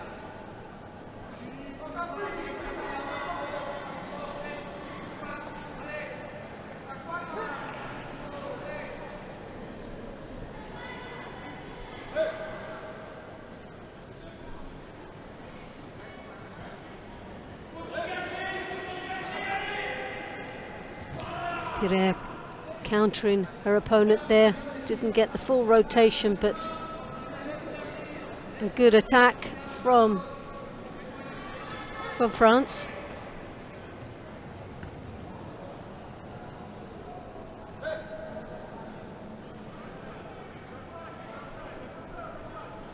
Dmitrieva taking that sleeve grip first, then into the lapel. She steps in, looking for the Ouchi-Uchimata combination. Trying to get the hips across, blocked out by Pierre.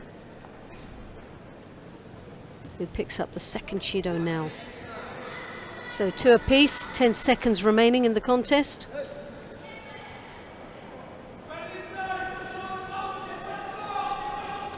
Dmitrieva, the #1 seed in this contest, has been taken to the golden score.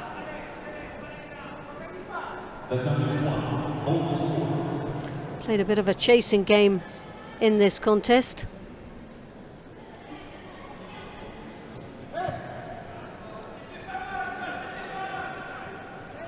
Pirer defeated Hershok of Israel in the first round.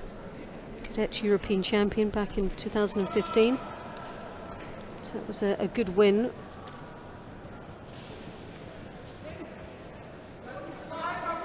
More importantly, has already 1 match under a belt, so had that warm-up period where Dmitrieva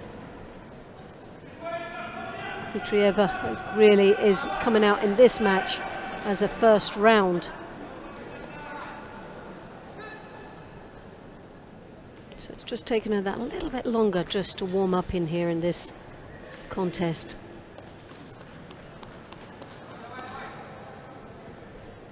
Dmitrieva cooking in, as you can see the arm round the back, mate called.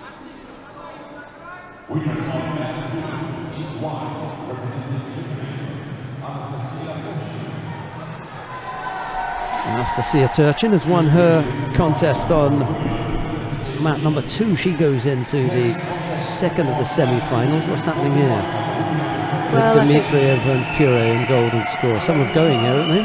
Pirer, I just have my gut feeling it's Pirer that will get the third and final Shido.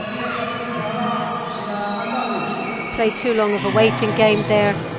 Was out-gripped in the golden score and obviously threw that one away.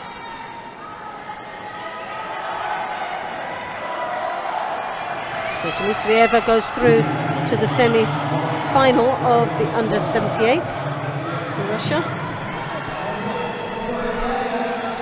Right, we've got another quarter-final coming up now. This time Yahima Ramirez of Portugal faces Maija Zich of Germany. It's Ramirez in white judogi, Zich in blue.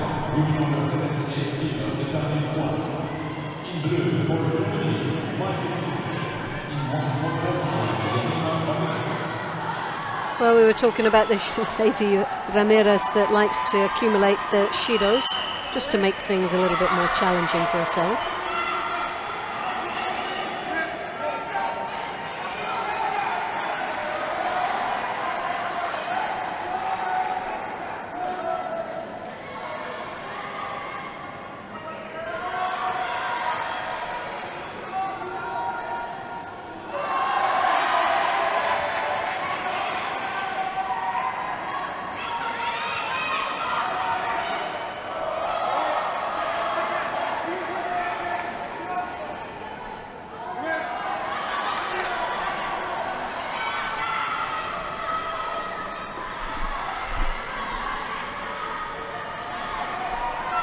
Ramirez really just backing out a little bit there, under a bit of pressure at the edge there of the contest area from the German.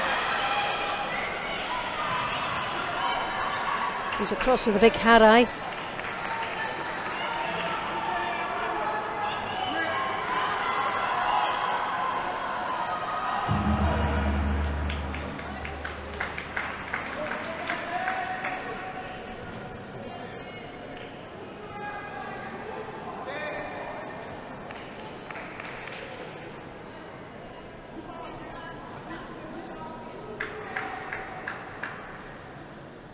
Well, there we have it, the start of the beginning of the accumulation of Shidos. The first one out goes to Ramirez. Are we surprised? No, we're not. The German once more gets that left hand inside the lapel grip. Pressurizing Ramirez there on the edge of the match. Tends to get herself in a tricky situation, the Portuguese, on the edge of the mat. And a lot of the time that's where she picks up her Shidos from, is just being on that edge. Plays a very fine line.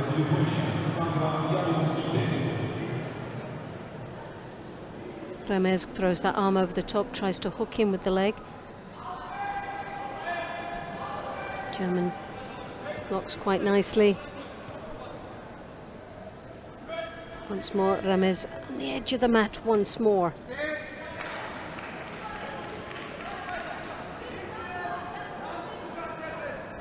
So once more gets for the same thing, the Judo once more, two.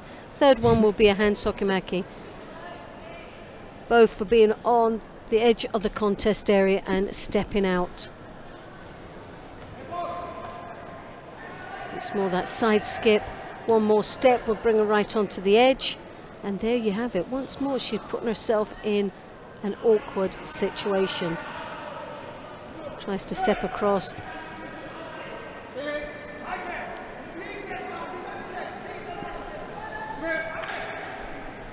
Well, the German really doesn't have to do much work out here. Ramez is just penalising herself out of the contest.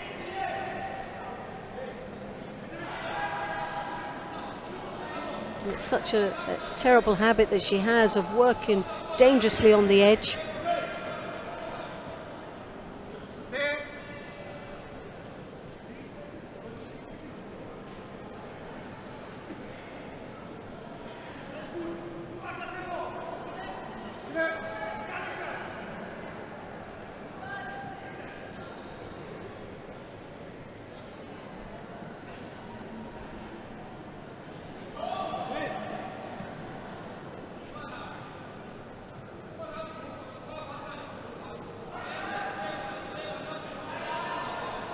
Well, 41 seconds remaining, very little action between these two.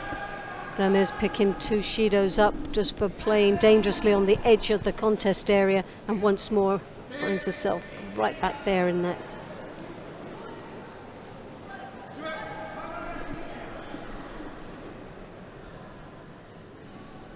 German again drawing a... She just walked up. Just walked straight out. And that's got to be another, the third and final Judo has got to go to Ramez. Well, she should be very disappointed in that performance there.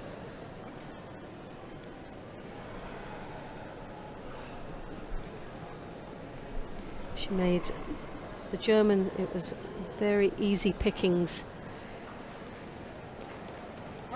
for a place in the semi-final.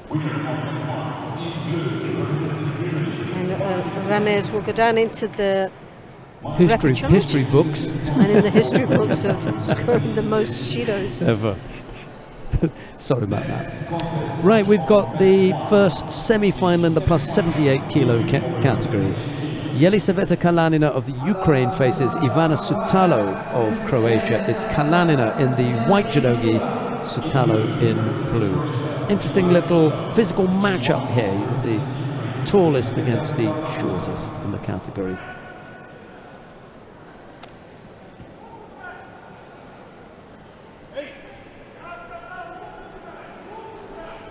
Slightly stronger defence there from Sutalo, and blocked that Maki Komi effort. She needs to tidy that up, Kalanina. She just can't grab hold and hope that they're going to go over. Have to really make it happen.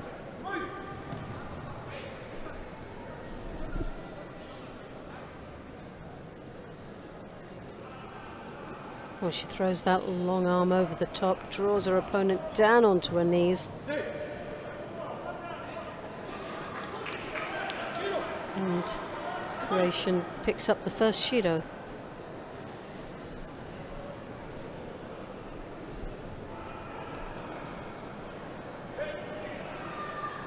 Sutalo, as you can see, trying to draw her opponent's head down.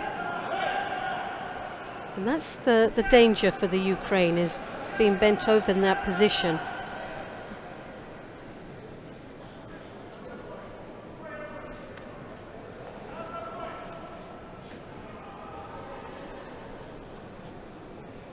Kalanina coming over the top, trying to look for the big Makakomi.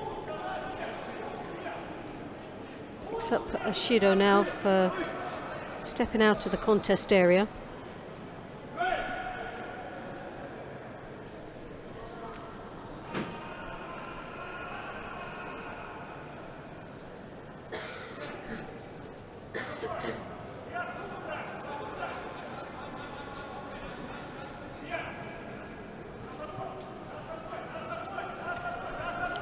Kalanina tries to hook him there with the ouchigari. Can get those long legs in deep enough.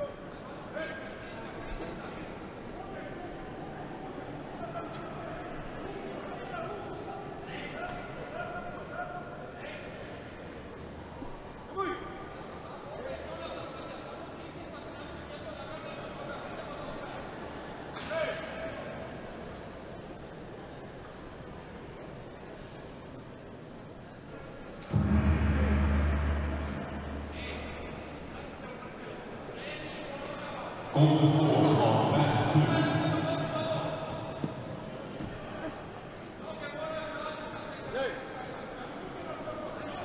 1 minute 47 seconds remaining. There's a Shido apiece. And Croatia picks up the second Shido now. Well, Kalanina really has to work on a posture. She gets drawn down at a right angle, and she would be so much more powerful if she could use that core strength and those powerful legs to generate the uchimatas, the big harai goshes, or even step in strong across with the oso tagari. But she's in a bent over position, which then loses all the power that could be generated from the hips down. Yeah, she's the fighter with the long levers, and that normally gives a huge advantage. Well, you would think so, but as you can see, look how far over she's bent. Even though she's got the upper hand, she's drawing her opponent down, but by trying to draw her opponent down, she's also bending herself, which means that she's relying so heavily on the whole body to get her opponent in a bent over position, rather than just the upper body, the arms doing the work. Only thing that she can do here now, Kalanina, is come back in with another strong effort and hope that if she can't score, that the opponent is going to pick up the penalties. Just be that little bit busier. Yeah. Yeah, and that's what's happened here. It's just a little bit disappointing with the Ukraine that she's got so many options there with the size that she has, the structure, those long limbs. She's just not taking full advantage of that. She's still not producing. Definitely not. Definitely as a coach you'd be wanting to get those legs powerful, stepping across the big uchimatas, the big harai goshes and the big osotos, getting those working, different angles of approach at those legs really working for her. But she takes herself into the next round, and it'll be interesting to see how she performs a little bit later on. And Loretta mentioned the coach, and a couple of years ago I used to think, you know, maybe the coach is missing a trick here and he's not able to get his message across. Maybe he doesn't know how to handle a heavyweight. And then I looked to see who the coach was. He knows what he's doing. Yes. He's got a terrific group in Ukraine. It's just that Kalanina is taking that little bit longer to get Just there. a little bit longer. It's to mature into this weight category. We've got a quarterfinal in the under 90 kilo category. The number 1 seed now, Nemanja Majdov of Serbia, is up against Joachim Bottio of Belgium. It's Majdov in the white judogi, Bottio in blue. And with the greatest of respect to Gashina and Valenchik down on mat number 2, I really want to stick here and have a look at the world champion Majdov. He had that tricky golden score opening contest, didn't he? He was challenged, wasn't he? Definitely challenged by the young, his young opponent. Here he is again. We haven't had a good look at him. Yes, he was challenged with Martino of Portugal. João Martino, that's correct, yeah. And he gave him a good run for his money. That sort of made him work for that position, right into golden score. Bottio looking for an opportunity in the Niwaza here. First time we've seen Majdov since his world championship win. Oh, it's the first time it's been out. He defeated Michal Skank of Slovenia at the world championships in the final, and then João Martino at the Grand Prix. It's you know, 11 months. No wonder he went into golden score. Yeah, obviously just wanting that few extra minutes out there. Anna Marie Valenchik of Slovenia is in the final, having won her semi-final down on mat number 2. And you've got Islam Bazbayev and Fraser Chamberlain down on mat number 2 in their quarter-final. We'll stick with Maidov and Botio.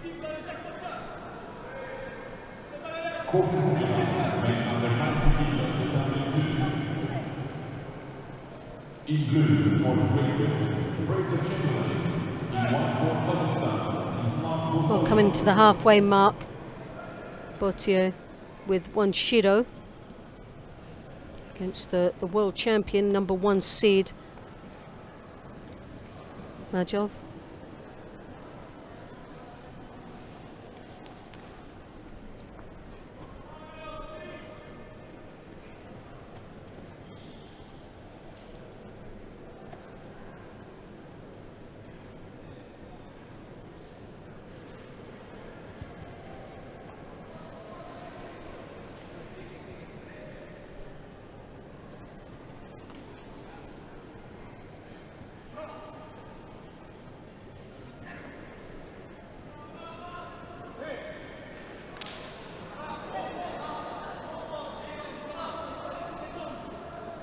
Well, it's been a real battle once again for the number 1 seed, who picks up his first Shido. Now there's 2-1. Botio really now has to start coming back into this contest and putting a few extra attacks in. He's got a minute to work his way there, and Majov with the drop Sianagi nicely entered in, lost a little bit of control on the drop, but nevertheless a good attack in the closing minute of this contest. Botio cross grip. Majov controlling quite nicely there. Just biding his time as he works him on the Oso to Gary there. Botio trying to pressurise him on the edge.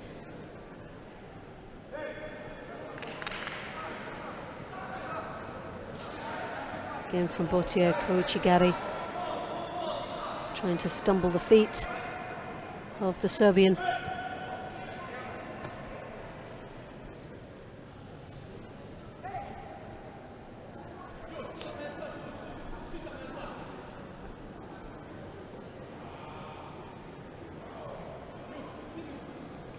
Well, a Shido been awarded, but I don't think Botio deserved a Shido, the third and final Shido, for walking the tightrope of the edge of the contest area, because that was really manufactured by the Serbian.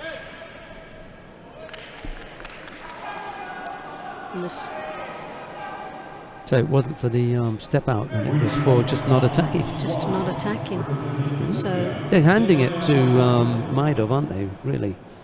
A little bit overcautious, perhaps, facing the current world champion, and as a result of that, not keeping an eye on the tempo of the contest. yeah, I think what we're looking for is, because our expectations are so high for someone like Majov, world champion, we're expecting a little bit of spark out there, and he's still quite flat, so we're still waiting for that moment to happen where we can say that's why he's world champion.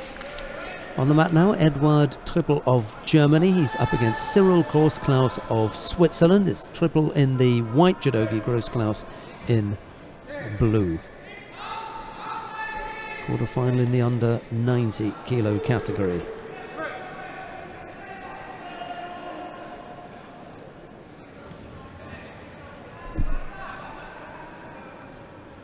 Well, Eduard Trippel is one of the ones that are favoured of a medal here today. The bronze medal in Paris, Grand Slam at the beginning of the year, and junior world bronze medalist. Great potential for the German team. Got some youngsters in that have performed very nicely indeed throughout the 3 days. Grossklaus, again, another one who can perform so well at this level of event.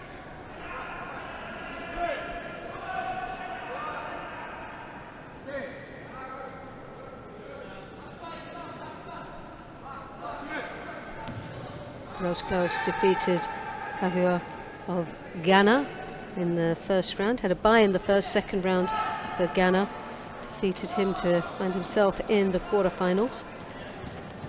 Triple again, a bye in the first round.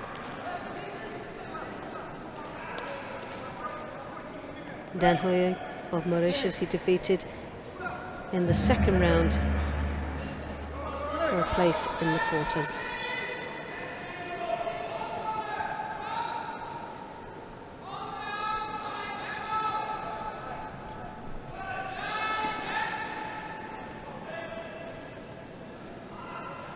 Triple coming in with a koshiguruma. So close on the attack. Anticipated well from Gross-Klaus.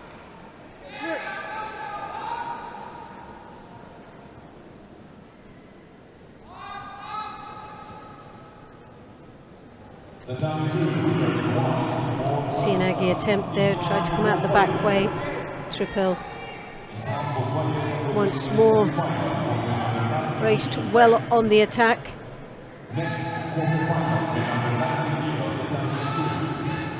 For a moment, Gross-Klaus looking, lovely tire toshi there, stumbled his opponent over.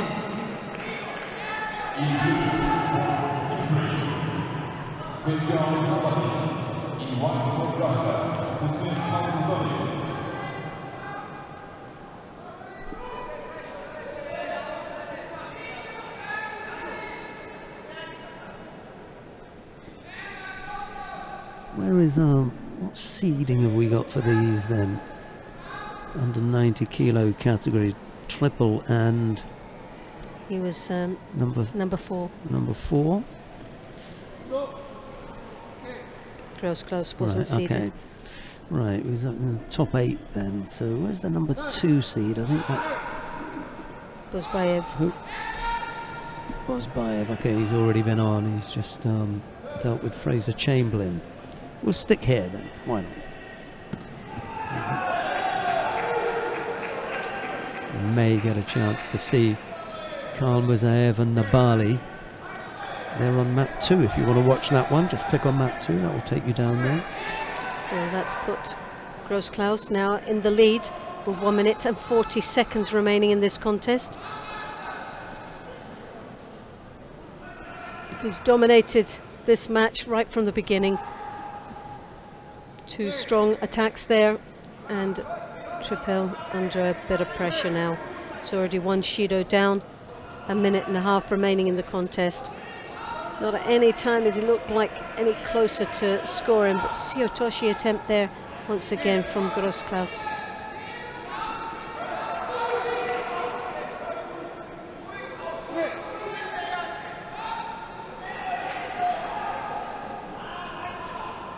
Triple looking for a cross grip, but the Sianagi is there.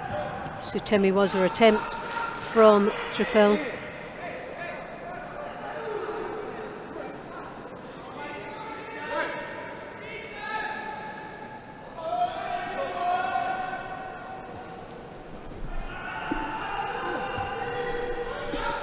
Makakomi attempt.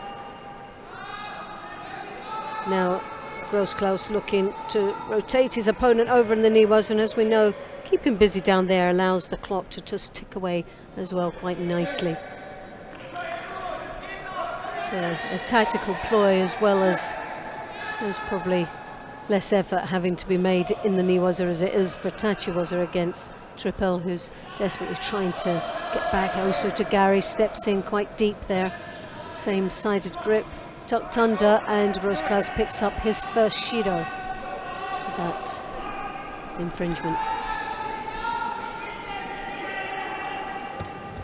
The hip comes through with Triple. Again, another strong attack from this young German.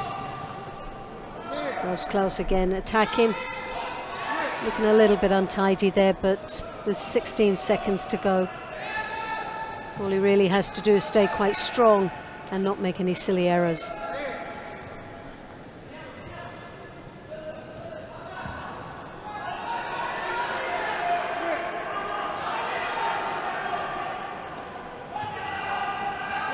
Lovely Sianagi there.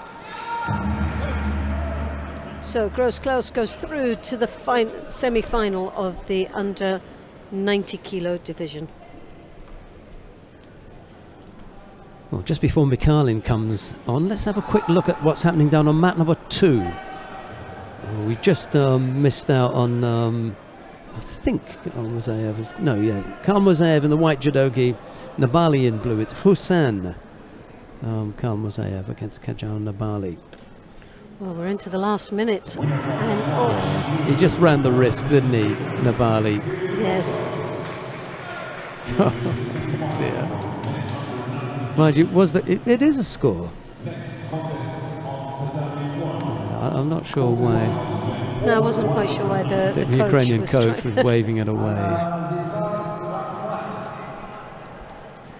Right, but it is a score. It's going to stay, so we can go back to mat number 1. Beg your pardon, sorry about that. Alexander Mikhailin of Russia faces Hamza Ushani of France. It's Mikhailin in the white judogi, Ushani in blue. We could see Nabali and Kalmuzaev both on the podium. But it's going to be a bit of a trek back. Yes, he's got to have to battle his way back up onto that position. Well, here we have again Mikhailin. Wasn't seeded in this competition. Took out the number 1 seed, the Serbian, in the previous match. And finds himself in the quarterfinals. Who defeated Ochani, defeated the Moroccan Haji.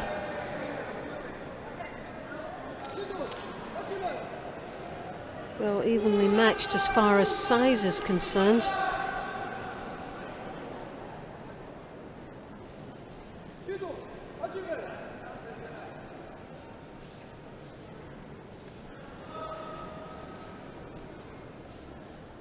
Mikhailin tipping the scale of 124 kilos. Put the weight on then. To his opponent, who's 117.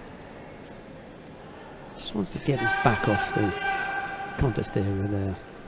The edge of the contest area.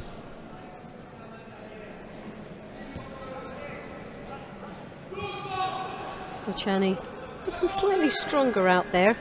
And able to direct his opponent, pressurise him a little bit on that mat edge, turns his own back, and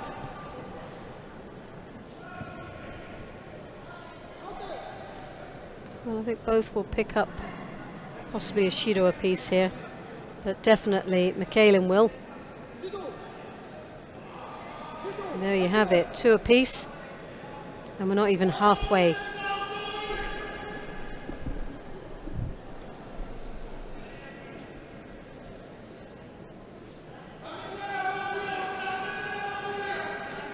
Ochani coming over the top with that right hand, trying to control his opponent's left shoulder there. Mikhailin trying to break the grip as he throws that left hand over the top. Uchimata, yes! Nice finish. And Mikhailin goes through to the semi-final of the plus 100s. Another good pick, Loretta, well done.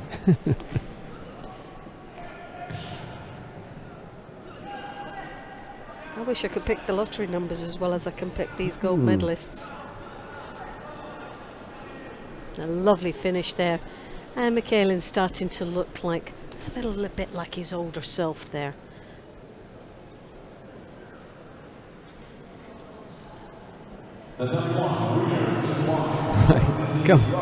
Coming up next, Johannes Frey of Germany faces Mbagnik Ndeye of Senegal. It's Frey in the white judogi, Ndeye in blue. The winner of this will face Alexander Mikhailin in the first of the semi-finals, yeah? The winner of this then, yeah. Here's Loretta Kusakto. Well, as we said, this is going to, the winner of this match will meet Michaelen in the semi-final match. Frey defeated Temar of Algeria, had a bye in the first round. Nedai also had a bye in the first round and defeated the Kazakhstan.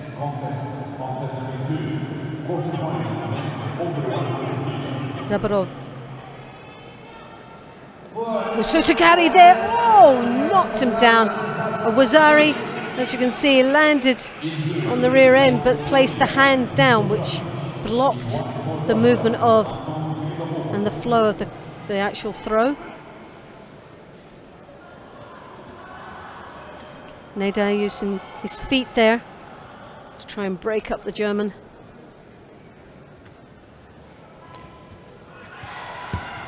Strong arm of Nedai coming over the top.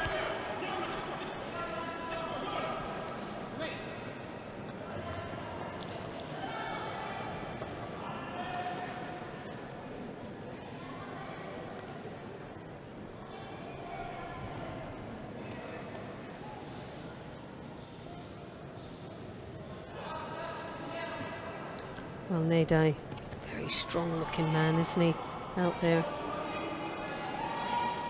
Towering over Frey. Frey tipping the scales of 109, just dismisses his opponent there quite nicely, earning himself a place in the semi-final against Michaelen.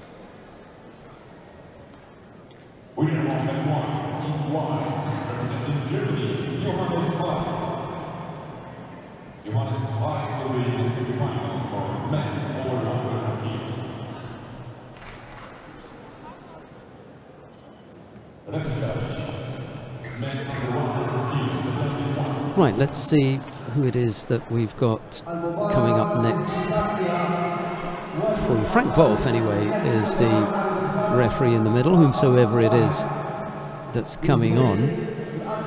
It's a repechage contest up here. Meanwhile, we've got...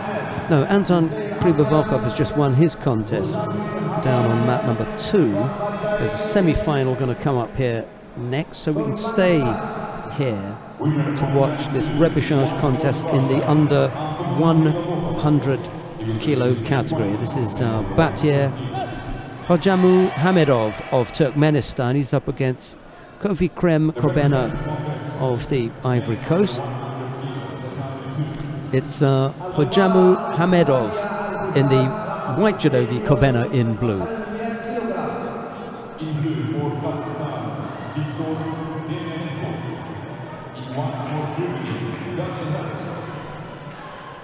Kobena is the taller of the two fighters, maybe by a whole head. Almost got counted there. And this is hopefully where those long legs come in handy, with hooked in there with the Ouchigari.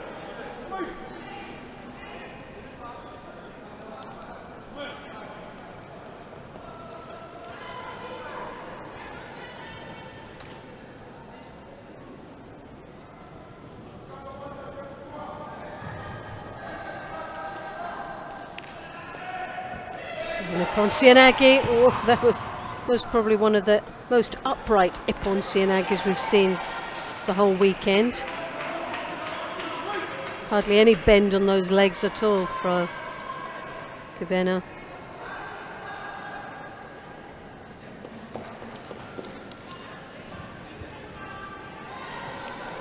Whoa, Turkmen just dismissed him, countered him as he entered in the Sianagi.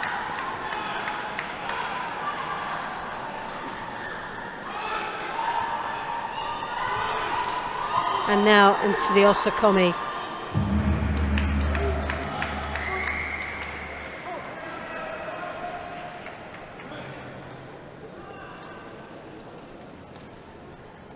Hajo Muhammadmedov now takes the win and goes through to the next round, the final of the repechage.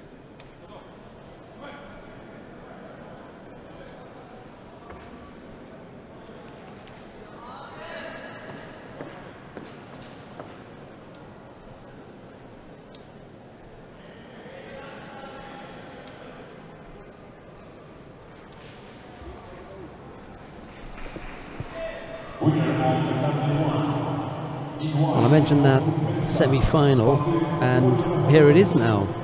Kirill Denisov, the #1 seed in the under 100 kilo category, comes up against Karl Richard Frey of Germany. It's Denisov in the white judogi, Frey in blue.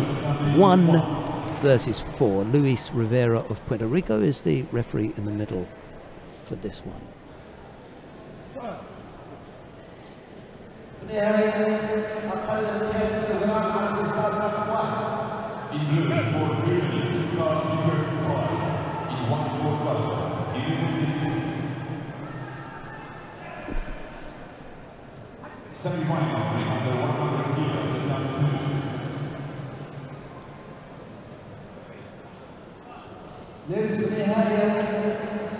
Oh, goodness me! Well, that was flying all over the place.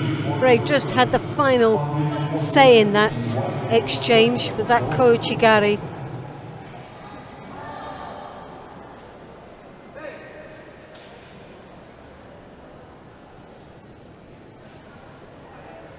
Frey, as you can see, with the right hand there on the lapel, blocking Denisov.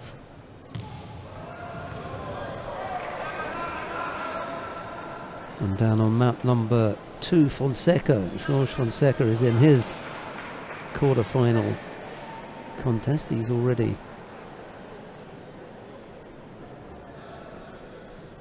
has he finished off there, or was it Mate for the Osaikomi? Anyway, George Fonseca leads by Wazari. The battle continues here in this semi-final.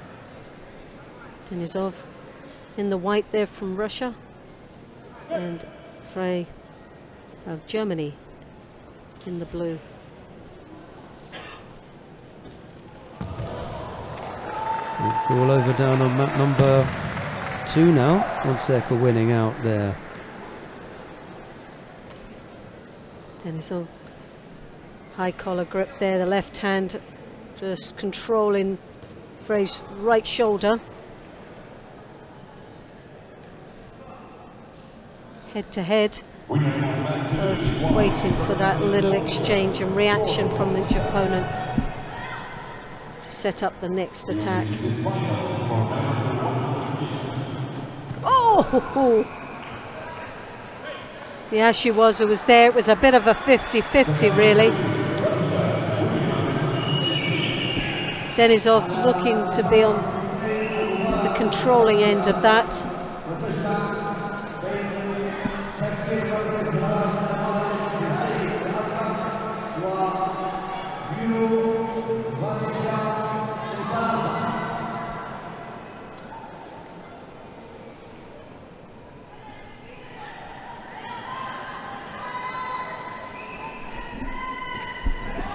Again, the Ashiwaza attempt there, stumbling Frey down to the ground.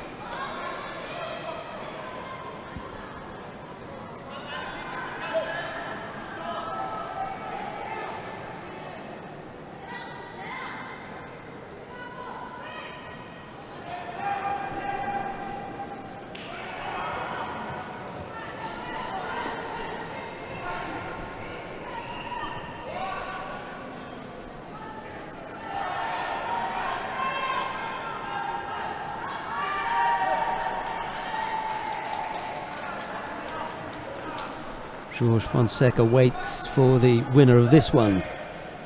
Fonseca having already won his semi-final. It's Denisov or Frey to face the Portuguese. Chigari, they're coming over the top. Denisov trying to brace down on his opponent's right sleeve.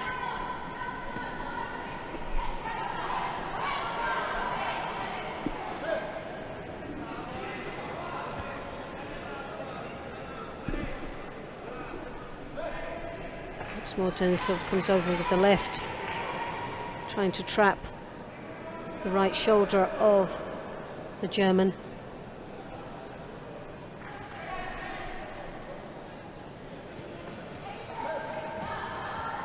German taking second best as the arm goes under and around the back.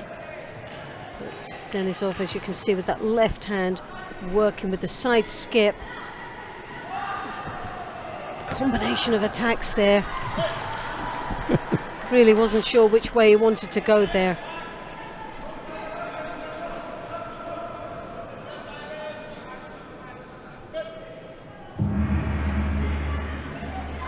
And now we're into the golden score. Non-stop. Well, there's been a lot of action here, Yeah. and no score yet, but a Shido apiece.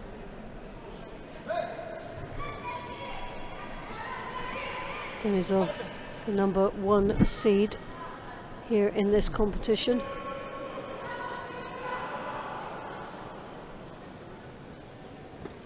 He's desperate to get the left hand connected with the German. But Frey really working extremely hard out there. Kosot! Oh, wonderful attempt there. Frey just doing so well to anticipate that and spun out.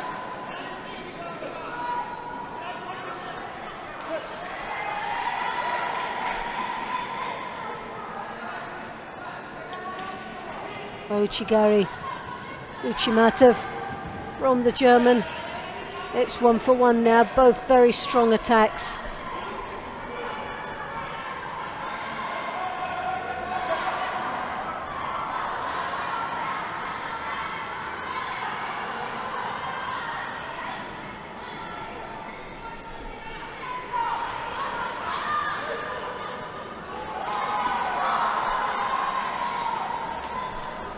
Denisov trying to throw that left hand, catches the left hand onto his opponent's right sleeve.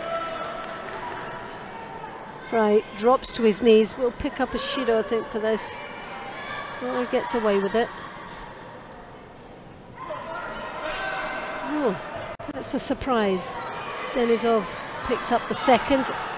And they cancelled it.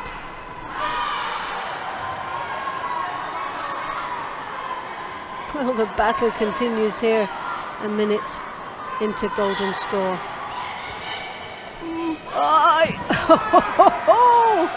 There'll be no score No here. score. It was a bit of a 50-50, I think.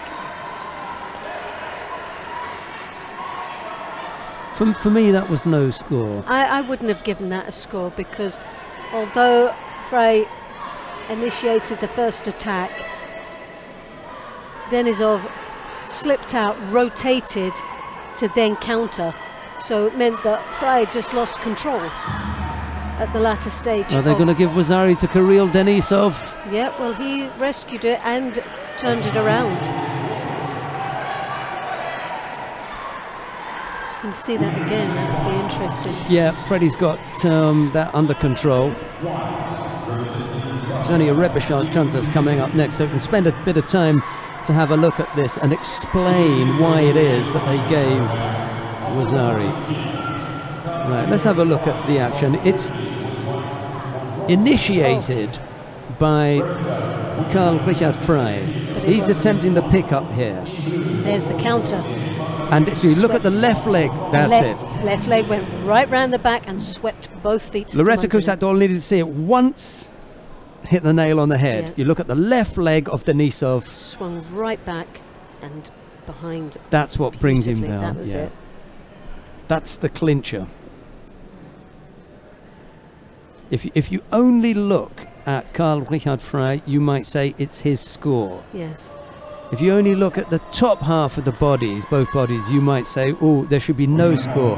But when you look at the leg of Denisov, Oh, and he's being thrown, but he realises that Karl rescued Richard that. Frey's That on was a one good foot. counter. That Yeah, was a and he good comes up with the counter. counter, Yeah. and it's a good one. Ramirez picks up a Shido. Surprise. Have I said that before? That was a bit of deja vu there. Let's go down to mat number 2, because we've got the semi-final in the under 78 kilo category. Anastasia Turchin of Ukraine faces Yarden Meyerson of Israel. It's Turchin in the white, Chiragi Meyerson in blue. Julie Pire has just thrown Yahima Ramirez anyway for Ippon in that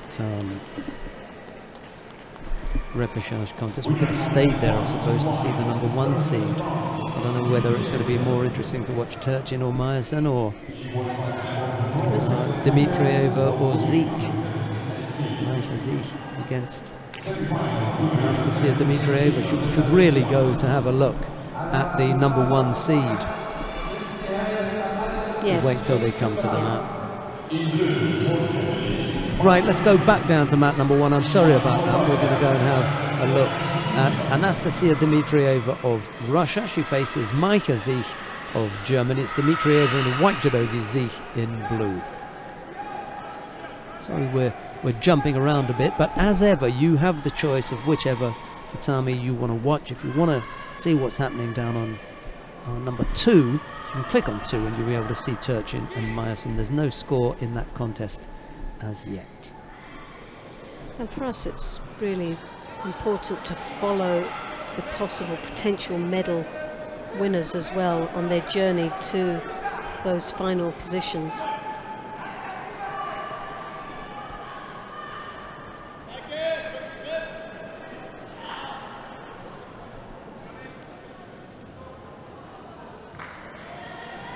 Well, Dimitrieva is backing onto the edge of the mat there. Zeke using her feet quite nicely, stumbles opponent straight down into the niwaza, and osakomi is called. Nice little bit of footwork there.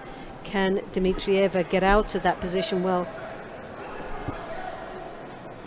the German holding on very comfortably there, and a great win for Zeke of Germany.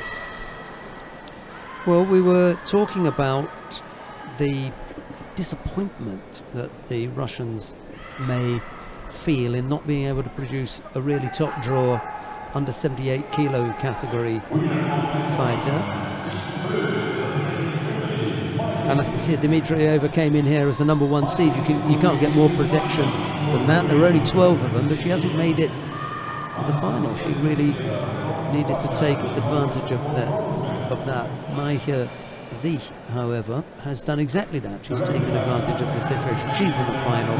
She'll face the winner of Anastasia Turchin and Meyerson. And we're going to go down to mat #2 to have a look and see who it is that Maisha Zeke will face in that final. Turchin leads by Wazari with 1:40 odd left to go. It's Turchin in the white judogi, Meyerson in blue. The Israeli has picked up a single Shido, but Turchin with Wazari on the board. Well, it's again another team that's done very well is the Israeli teams. They've performed very well, but Turchin seals her place in that final spot, in the semi-final, in the final now for the under 78s. Meyerson now has to go down and battle away for a bronze medal.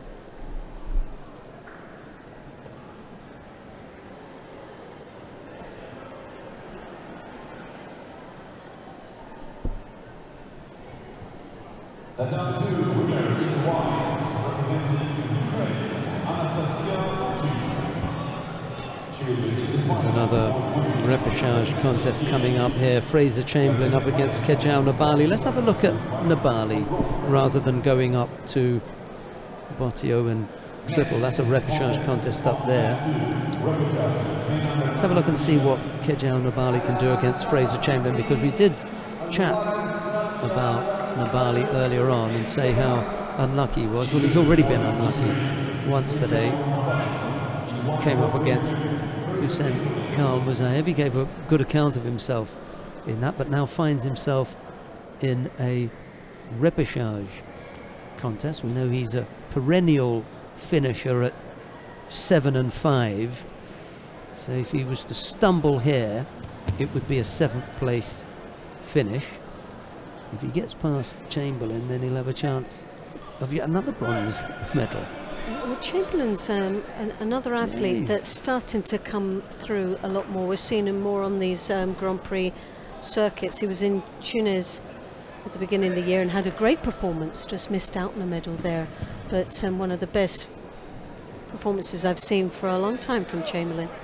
So this will be a battle and a half between both these athletes. Not a very good attack there from Chamberlain as he lures his opponent down into the Niwaza. Possibly a ploy to just get him down there. Wow.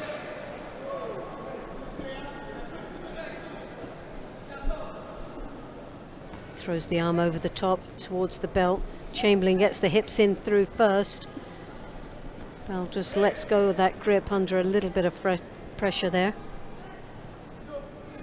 Chamberlain picking up a Shido now, so it's one apiece with 3 minutes remaining in the contest.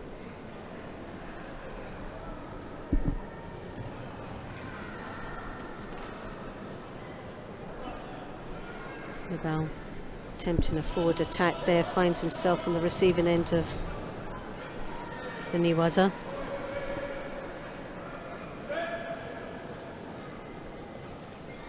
Once more Nabal comes around with that left, trying to catch his opponent's right shoulder, controlling there as he steps across with the leg.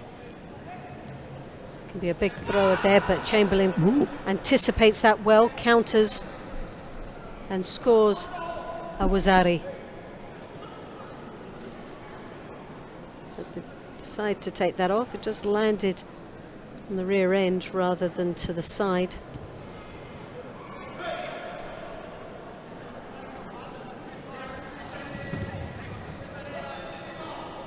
Nabal again once more came across with that left. Chamberlain anticipated again the move.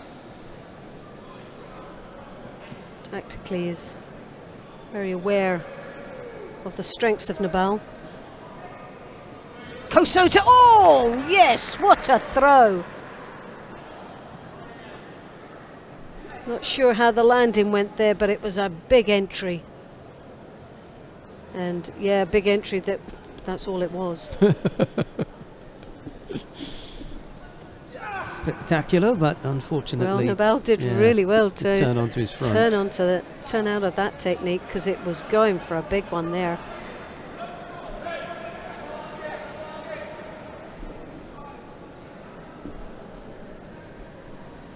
And Chamberlain controls his opponent's left sleeve, draws it in, brings the right arm over the top, cross grips, and now tries to an attempt of a Sutemi Waza.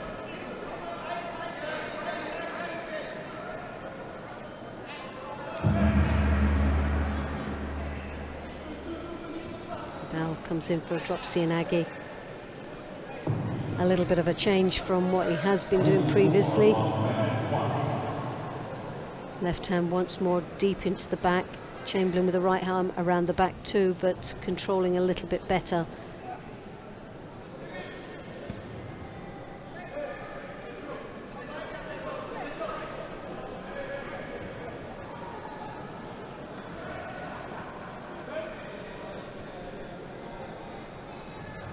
Well, never seems to have any problems getting that left hand over the top, drawing Chamberlain's head down. Chamberlain, as you can see, with that right hand pushing on the hip, he'll pick up a Shido for that.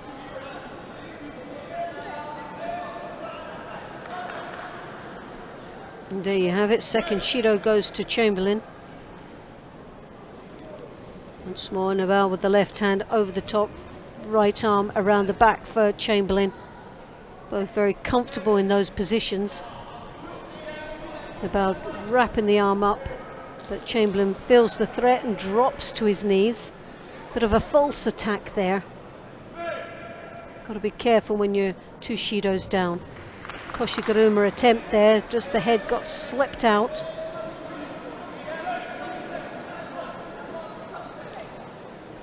Cross grip once more. The Chamberlain comes round the back, overrides the Uchimata. With half a minute remaining in the contest.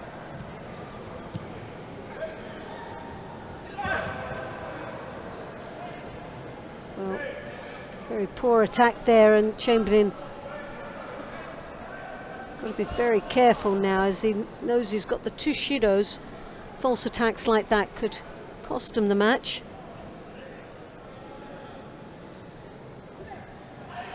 Nabal comes round with the left. Chamberlain looking a little bit passive out there. He blocks the attack, drops to his knees, but I think this is just to Now a formality of tidying the geese up and giving the third and final Shido to Chamberlain for that last drop.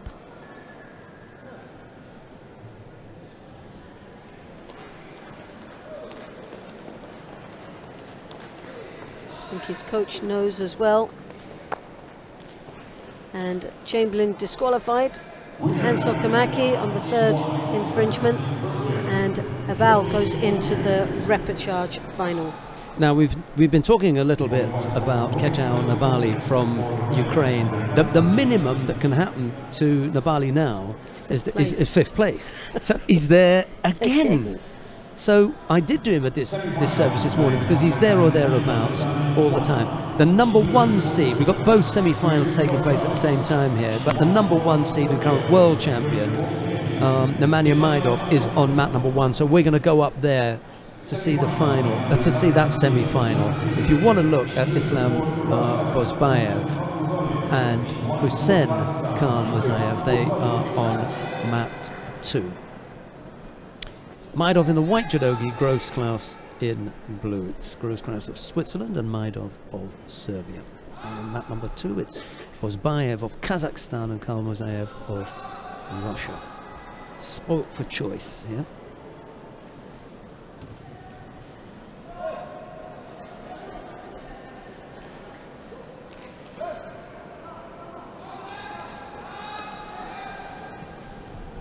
Oh, a lovely attack there.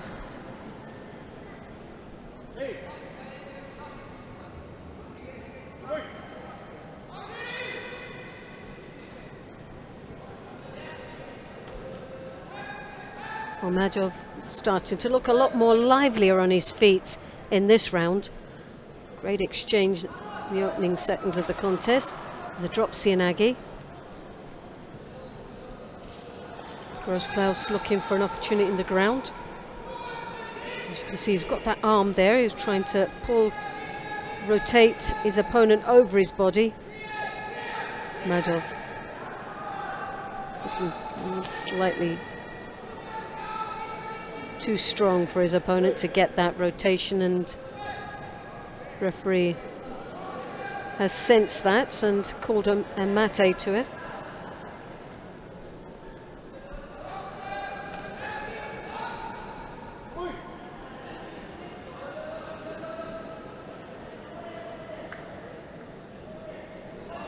Grossklaus trying to get the lapel grip there.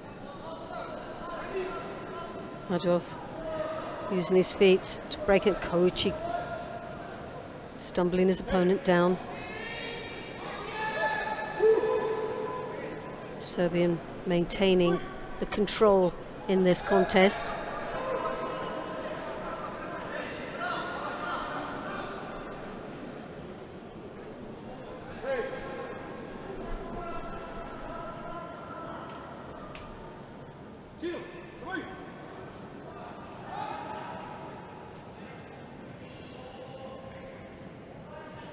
Well, Grossklaus once more tries to get 2 hands on his opponent, finding that very difficult. It's a real tall order against Majdov. Powers his opponent over. Not quite sure in what direction he was trying to go there, but the legs were a little bit further away from the upper body control.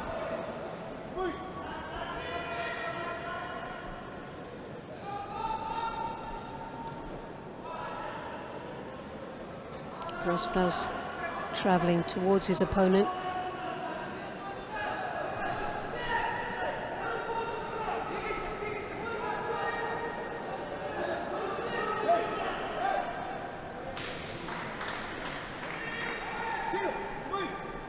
Well, Grossklaus picking up the second Shido now, so it's 1 apiece. 1.5 minutes remaining in the contest. Once again, it's a very tough match there for both athletes. There was a little bit of spark in the Serbian's feet at the beginning of the first minute, but he's now started to look a little bit flat out there as he battles away for a place in the final of the under-90s as the number 1 seed.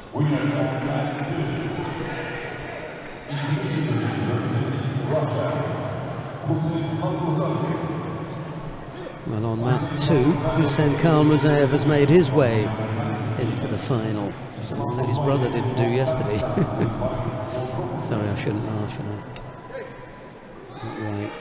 Next contestant on mat 2, Repachage, and over 100 kilos.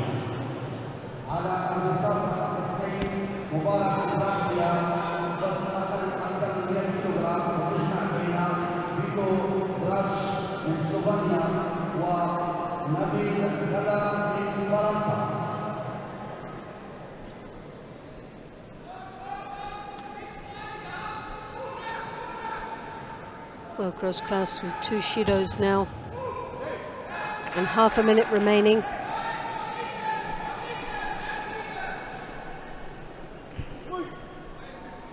He hasn't been banging them over, has he, Maidov? Maidov he started great in this first minute of the contest. He opened up with the Sianag. He was very sharp indeed in his approach to the contest, but now he's gone a little bit of a nosedive through the minutes and looking tired out there. Gross-Klaus is just battling away. He doesn't really look a major threat, but there's the Oso Tagari just making Gross-Klaus, Maidov looking quite passive out there.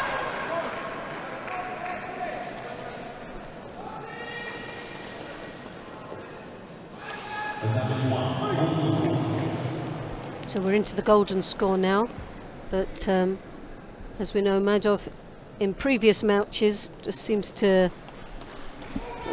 one out right in the first 15-20 seconds. Can he do the same here? No, well, he can't. no, he can't. Oh my goodness! So Gross-Klaus, he just totally, Maidov just run out of steam. Totally run out of steam. He had a spring on his feet at the beginning of the first minute of this contest and just completely nosedived to the end there. Gross-Klaus, a great win, nice finish, and a place in the final of the under-90s. Well, what you're seeing is a world champion who for the first time has tasted defeat. Yes. It's the first time that in his position as world champion that he's had to taste defeat. This is his first competition, but he's been here and he's had, what, 3 wins up to that? He had a bye in the first round, so he had 2 wins. He had a win against Martino, a win against Bottio, and then a defeat here in his semi-final. So he had a year and 2 wins, and now he's tasted defeat. Right, the repechage contest we will give a miss. We're going to go down to mat number 2 to have a look at the semi-final in the plus 100 kilo category. Alexander Gordienko of Ukraine is up against Anton Krivobokov of Russia. It's Gordienko in the white judogi, Krivobokov in blue. Gordienko is holding on to his arm and complaining about something.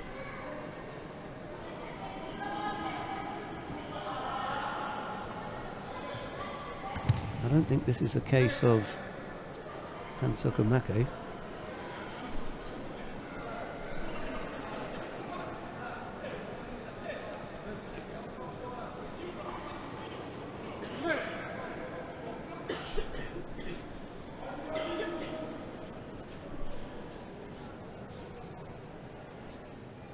Krivobokov is shaking his head saying, "It wasn't me, pal. That one's not down to me." I don't know whether we can see that last action. Well, no, when we got there it was already over, so there's no way that we can get a replay on that. It's Krivobokov who wins out. Sorry, pal. But it wasn't something that... Oh, we can. Freddie is a king, isn't he? Silly what? Let's see what it was that was ailing Gordienko. And here we have it. Well, he doesn't apply it until they're on the ground. They were both down, yes. There he goes, yeah, okay. Very, very close though. Yeah, it was. Very close to the mark. Yeah. See, he doesn't throw him with it. No, He goes to the ground. Yeah. And now he puts the... Yeah, so going to the ground, he has not yet applied the arm lock. No, it was just when he entered into the groundwork, that's when the arm lock was applied. There was a rotation on the shoulder, looking very uncomfortable there. There's no problem there. Yeah, I'm okay with that. He's actually not on the arm, is he? No. He's on the shoulder, but it's when he goes on the arm, that's when Gordienko has to tap. I'm okay with that one. Right, we've got repechage contest on mat number 1. All the judo is finished. We'll finish with the semi-final between Alexander Mikhailin and Johannes Frey when that comes up. But before that, we've got the remainder of the repechage contest between Hamza Oushani of France. He's up against Magnik Ndeye of Senegal. Oushani in the white judogi, Ndeye in blue.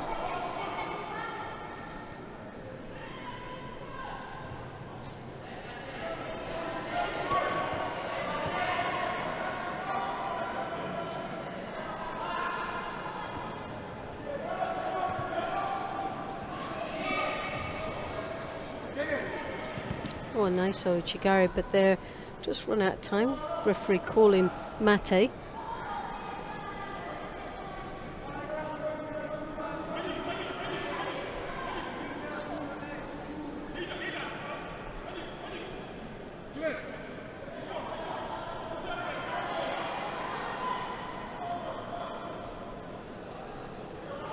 Shani, as you can see, throws that right hand onto the left shoulder of Ndeye, trying to draw this very tall man down to his own height, trying to get the reaction from the head to come up so he can clip away at those feet. Ndeye just stays in that position, locked position there. So Oushani really isn't getting the reaction he was hoping for. But possibly the third and final Shido will go to Ndeye.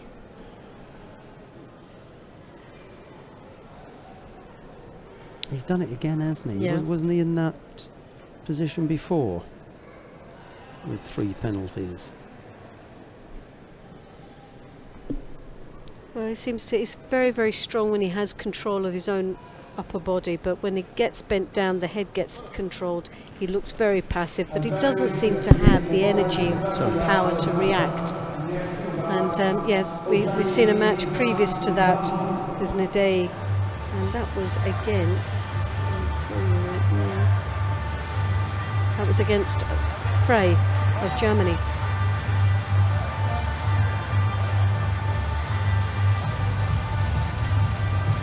Vitaly Dubrova, the Ukrainian coach, has just come to have a word with the head refereeing director about that action on the and he's had one look at it. He said, yeah, okay, there was no pressure on the elbow joint until they were in the ground, you know, until they were in near was or on the ground. Anyway, we're on the way with the semi-final in the plus 100 kilo category. Alexander Mikhailin of Russia faces Johannes Frey of Germany. It's Mikhailin in the white judogi, Frey in blue.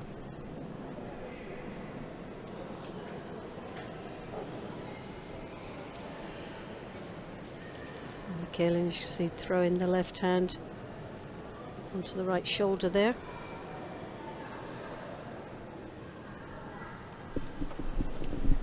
Frey drawing him to the corner of the contest area. Putting the Russian under a little bit of pressure there.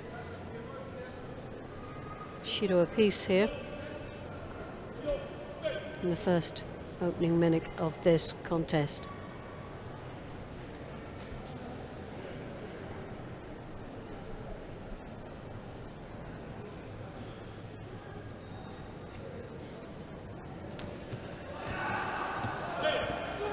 Mikhailin hopping through with Uchimata.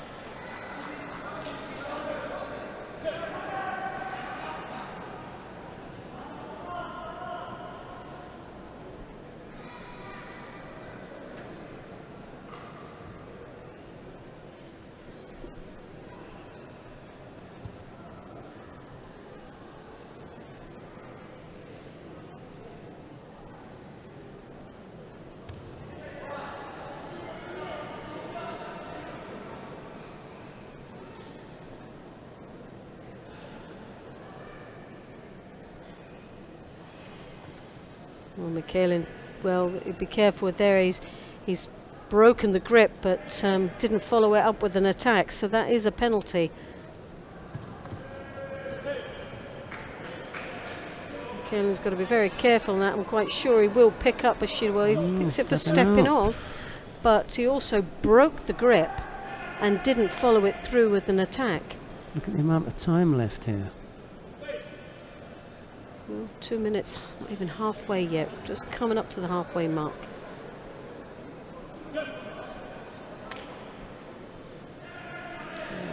Sportsmanly approach there, Frey throwing the right hand over onto the collar.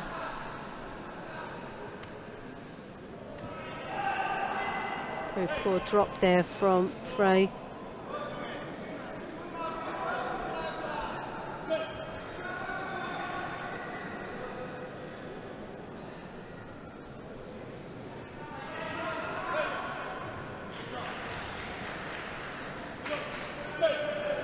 Well, it's two Shidos apiece now, and we know that one more would disqualify either one of these athletes. Kanan trying to, that's two strong attacks there for the German.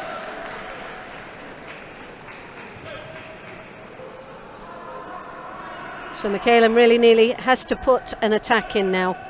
He has to be first on the mark. Frey puts another two in, and we could be looking at...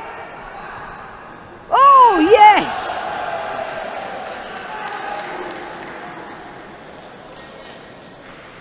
Well, that was a lovely look to this angle, a Siotoshi. Won't have to worry about penalties then. No, well, that was a nice finish for Frey.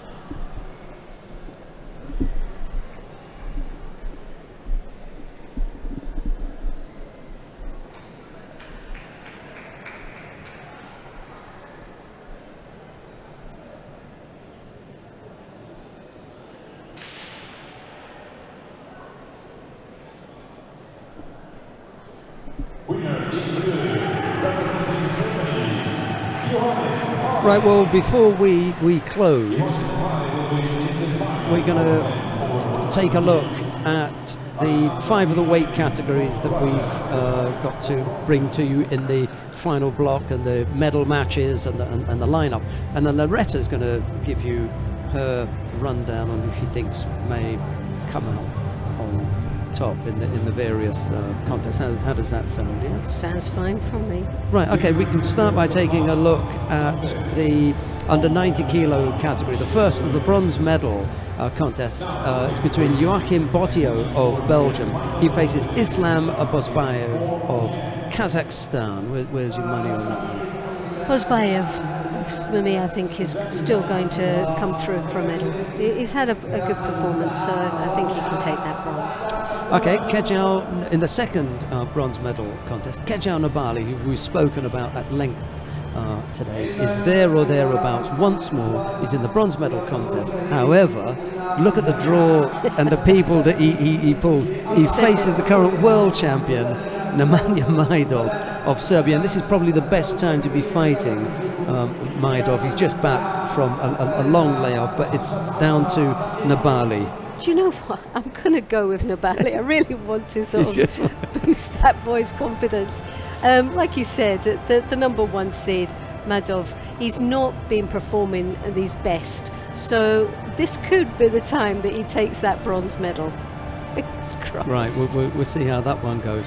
And then in the final, it is Cyril Grossklaus of Switzerland to come up against Hussein Karl Musayev of Russia. Do you know, that's going to be a really tough match, I think. But you know what, based on just that last performance, even just that last Klaus, I think has got an opportunity of taking the gold here today. Well, that'd be a bit. So that would be a bit of an upset, wouldn't it? Upset, yeah. Okay, in the under 100 kilo category, the bronze medal contests, Batir Hojam Humadov of Turkmenistan faces Patrick Moser of Switzerland. We've seen Hujam Muhammadov today? I've seen him a couple of times, What about and Moser? it was quite impressive. Moser, I thought, was very good, and he's someone that stayed in my mind based on his performance. So I'm going to go with Moser for today's bronze medal. Right, okay, and the second of the bronze medal contest, Viktor Demyanenko of Kazakhstan faces Karl Richard Frey of Germany. Karl Richard Frey for me. That was a good contest with Denisov, wasn't it? Excellent. Enjoyed I that. loved that. But the final is Kirill Denisov. He's up against Jorge Fonseca of Portugal. Where are we going with that one? Did you have to even ask me that one? Jorge Fonseca is definitely the one for me. Right, okay, the plus 100 kilo category. First of the bronze medal contest, Hamza Ushani of France will face Alexander Gordienko of Ukraine. I'm going to go with Gordienko for the first bronze medal. Okay, and it will be Nabil Zala of France to come up against Alexander Mikhailin of Russia. Mikhailin for the The second bronze. final of the plus 100 kilo category will be Johannes Frey of Germany, and he's up against the Russian Anton Krivobokov. Based on just that last match, Frey. Again, I'm going to go for 2 medals for the Freys. Okay, the under 78 kilo category, the first bronze medal contest, Julie Pirey of France faces Yarden Meyerson of Israel. Meyerson. And in the second contest, it's Vanessa Duro of France to face Anastasia Dmitrieva of Russia. Well, I'm going to go with Russia, Dmitrieva. She's had a strong performance today, and I think she'll take that bronze medal. Okay, the final is Maike Zich of Germany. She faces Anastasia Turchin of Ukraine. Ukraine? I'm going to go with the Ukraine, definitely. Okay, right, so Kejau Nabali and Anastasia Turchin both getting Loretta Cusack-Doyle's gonna go with nod, them. and I'll go with you there. The plus 100 kilo category, the first bronze medal contest, features Yusra Auraz, Yusra Auraz of Morocco. She's up against Anna Gushina of Russia. I'm going to go with Morocco, Arroz. Okay, and the second bronze medal contest in the under 78 plus 78 kilo category is an all-Croatian affair. That's Ivana Maranic. She's Can I up sit on the against fence with Ivana this one, just say Sutano. Croatia? The Croatian is going to win that one. I think Yeah, definitely. I'll go for the Croatian. I think that's going to be a really tough match. I think these two young ladies know each other so well that it might end up being a very slow. Double hands up again. Oh, don't say that. Please don't say that. Right, okay, the final, the plus 78 kilo category, the number 1 seed, Yelisaveta Kalanina. She found her way to the final. She faces Anna Marie Valencic of Slovenia, the Olympic bronze medalist at under 78 kilo category. Kalanina and Valencic. Well, Kalania, for me, hasn't performed great, but I still really have my sights on her taking the gold today. It's not been the best of performances, but she's really dug in deep to get herself to this the final. Well, you've got a little bit of time to wait here, 2 hours 45 minutes, I think, because we're going to be back at 4 o'clock with all the medal matches on this third and final day from the Grand Prix in Agadir. But from Loretta Cusack-Doyle and myself, it's bye-bye for now. Bye-bye.